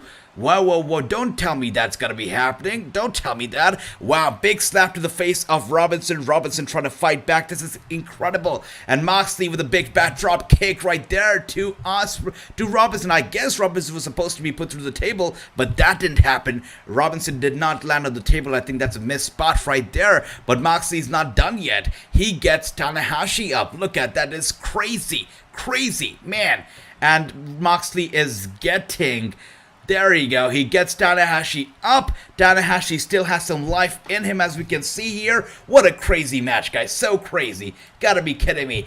And Moxley and Tanahashi with those big punches to the midsection. And he gets Moxley down back first on the edge of the ring. The apron, that back's gotta be hurting. The table does not want to break, by the way. The table is not giving up. The table is standing strong. But Tanahashi's had enough. He's getting Moxley on that table. I think he's gonna be looking for the dive on the table. I'm assuming that Moxley's gotta get away and Tanahashi's gotta be putting through the table. And this is how Tanahashi's gotta be out of this match. But look at that. Moxley looks like he's in control. I think Moxley's gotta get up. Tanahashi's looking to fly from the top turnbuckle. Ringside on top of Moxley as he's on the table, and Moxley could not get away. You gotta be kidding me. Moxley could not get away. He could not get away, and Moxley has been put through the table by the hands of Tanahashi. And in the ring right now, wow, Robinson was looking to steal it. He was looking to steal it suddenly, and Osprey turns around going for the cover right there. Oh dear Lord. Oh, whoa. What a crazy... Man, we have a winner. Wait a second. Crazy. No. I thought we had a... Whoa. Wait. Oh my gosh, a low blow from Robinson to... Oh my gosh, a low blow from Robinson to Osprey right there. And he gets Osprey down. This could be over. You've got to be kidding me. Going for the cover. No. Robinson wins. You've got to be kidding me. We have a new champion. The underdog of this match, as Andy said it was got to be Juice Robinson because he's the underdog. And that's it. Juice Robinson is your new IWGP United States champion. What a crazy match. What a big back and forth. Moxley, it seemed like Moxley had won it. It seemed like Osprey had won it. At one point, it even seemed like Tanahashi was going to be retaining it. But Juice Robinson, nobody saw it coming. I didn't see it coming. Andy was the only one who saw it coming, and Andy was right. Juice Robinson wins the IWGP United States Championship. What a beautiful, beautiful match. Really a very cool match. Once again, guys, what a crazy pay-per-view. Amazing. From the start to finish, every single match on the card was incredible, but the last match just takes the belt, takes the gold. So good. And Juice Robinson, such a heel, man. As he's awarded the title, he shoves the guy away. It's his moment, and he wants to share the spotlight with nobody. And Jacob, good to see you. It's good to see everybody. I can see Jacob, Jeff, that's right, 0-1, Chris 5-2, Andy 5-2. Look at that. And that's right, you guys are all right. That's right. And Andy says the apron of the ring hurts. Absolutely, it hurts bad. It hurts bad. And the little table loss, indeed true. And once again, Mango Bed, welcome to the stream. It is so good to see you. It's a pleasure to have you here. Everybody who's here for the first time, it's so good to have you. And everybody, the family that's here, always thank you so much for spending this time with me and watching the show with me. What a crazy show this was. And my man, Lance, is here. Lance, you missed out on such a great show, brother. What a crazy show we just had. NJPW's Capital Collision. What a fantastic show. Lance, we missed you, brother, but I hope you're having a great Saturday, my man. What a crazy show. So good. Chris, you made a fantastic suggestion. Not a good suggestion, a fantastic suggestion. And tomorrow, we're going to be back with some more wrestling. We know we have some FWF. We've got some independent wrestlings going on tomorrow. And we're going to be here. We're going to be watching those matches too. So make sure to be here tomorrow, guys, because we're going to have some fun. And Juice Robinson. Wow. Juice Robinson with some dirty work on the microphone right there. Look at that. And thank you, Andy. So good. Thank you. Now, It's not me, it's you guys. You make the watch-alongs what it is. It's you, Andy. It's you guys. And Heston says, is that it? That's it. It's it. This is it. And so tomorrow, FWF MCW, we're going to be watching those shows as well. I'm sorry. I think those are going to be great shows. As Chris has suggested, and I'm going to go with Chris' suggestions. He said, AJ, we should watch the shows. And AJ is going to be watching the shows tomorrow with you guys. So what time are they going to be on? That's a great question. Oh my gosh. All right. So you know what? If I have to do the shows tomorrow, it means I'm getting no sleep, because those shows tomorrow are starting at 2:30 a.m. for me, and the other show, the MCW, is going to be at 4 a.m. for me. So that's very late. Now, wow, so I'm probably not going to get any sleep at all. That's crazy. I'll look into it. I'll look into it. I want to get some sleep too, because tomorrow's Monday and I have to work. So I don't know. We'll see. We'll see. Hopefully we'll do it. But I'll let you guys know. I'll let you guys know in the community tabs. And who won the championship? Lance, we just had Juice Robinson. That's right. Juice Robinson just won the IWGP United States Championship. What a beautiful match we had, brother. What a great match we had. Thank you, Mango Bet. Once again, so good to see you. Again, everybody, it is so good to see everybody here. And wait a second. There you go. Juice Robinson with the dirty work on the microphone. And True says we have a three-way tie. That's right. We do have a three-way tie. So it's interesting. We need a tiebreaker here. So who's tied here? Let's see. Who are the three people who have tied here? Let's take a look. So Andy's at a 5-2. Chris is at a 5-2. And True is also at a 5-2. So three people are at a 5-2 here. So a way to have a tiebreaker. I'm just trying to think here. So would you guys like a tiebreaker? Actually, let's make it simple for everybody. Let's make it for, and Andy, that's right, Andy tie 5-2. Let's make it simple for everybody. Let's make it a bit crazy, all right? So let's vacate the Galactic title for now. Let's vacate it. Nobody's a champion. But all three of you, when we have the World Championship predictions on the line, we're going to be starting with Andy, with Chris, and with True. The three of you are going to be starting with the +1. Let's do that. Let's make it fun for everybody, all right? So the next time, we're going to be having our World Prediction title on the line, for the WWE pay-per-view. The three of you are going to be starting with the +1. Let's do that. Yes, I'm going to write the names down right now. We have Andy, we have Chris, and we have True. The three of you will be starting with the +1 the next time we have the world title on the line. And for now, the Galactic Championship has been vacated. And with that being said, guys, thank you so much. I want to thank you all once again for this beautiful, beautiful watch along. Really had a lot of fun watching the show with you. Overall, I'm going to give this show tonight a solid 10 out of 10, because that show brought such a big smile to my face that my cheeks hurt right now. I'll tell you what, these glasses are a bit too small for me now, because my cheeks, I smiled so big while watching these shows. I literally I've got some scars on my cheeks. I gotta get some new glasses. That's right, because these shows are so nice, they make me smile big. But thank you so much, guys. It was a great night, fantastic night. I give it a 10, Chris gives it a 10, Andy gives it a 10, and MG gives it a 10. Thank you so much, guys. Thank you. You guys are the best. My brother Lance, I'll see you soon. Everybody, True 9.5, very precise. I love it. That's right, Jacob, UFC 2. Enjoy it. Thank you, guys. Good night. You all take care. Once again, Chris, special thanks to you for suggesting this show. Jacob with the 10. Beautiful, guys. Beautiful stuff. I'm going to be here tomorrow with some more content, with some great, wrestling, and I'm going to be seeing you all tomorrow. Thank you so much. You all have a good night. You all take care. See you tomorrow. Bye-bye. And for the new ones, hit the subscribe button. Thank you, guys. Good night. Bye-bye. Also, wait a second. Before I go, I keep forgetting. Tomorrow, I keep forgetting. JTG is going to be joining us for the exclusive interview. It's going to be dropping tomorrow, Sunday, at 12 p.m. EST. So don't miss out. JTG here, Wrassingh Show, tomorrow, 12 p.m. Eastern. Don't worry. Don't miss out, all right? Good night. Final good night.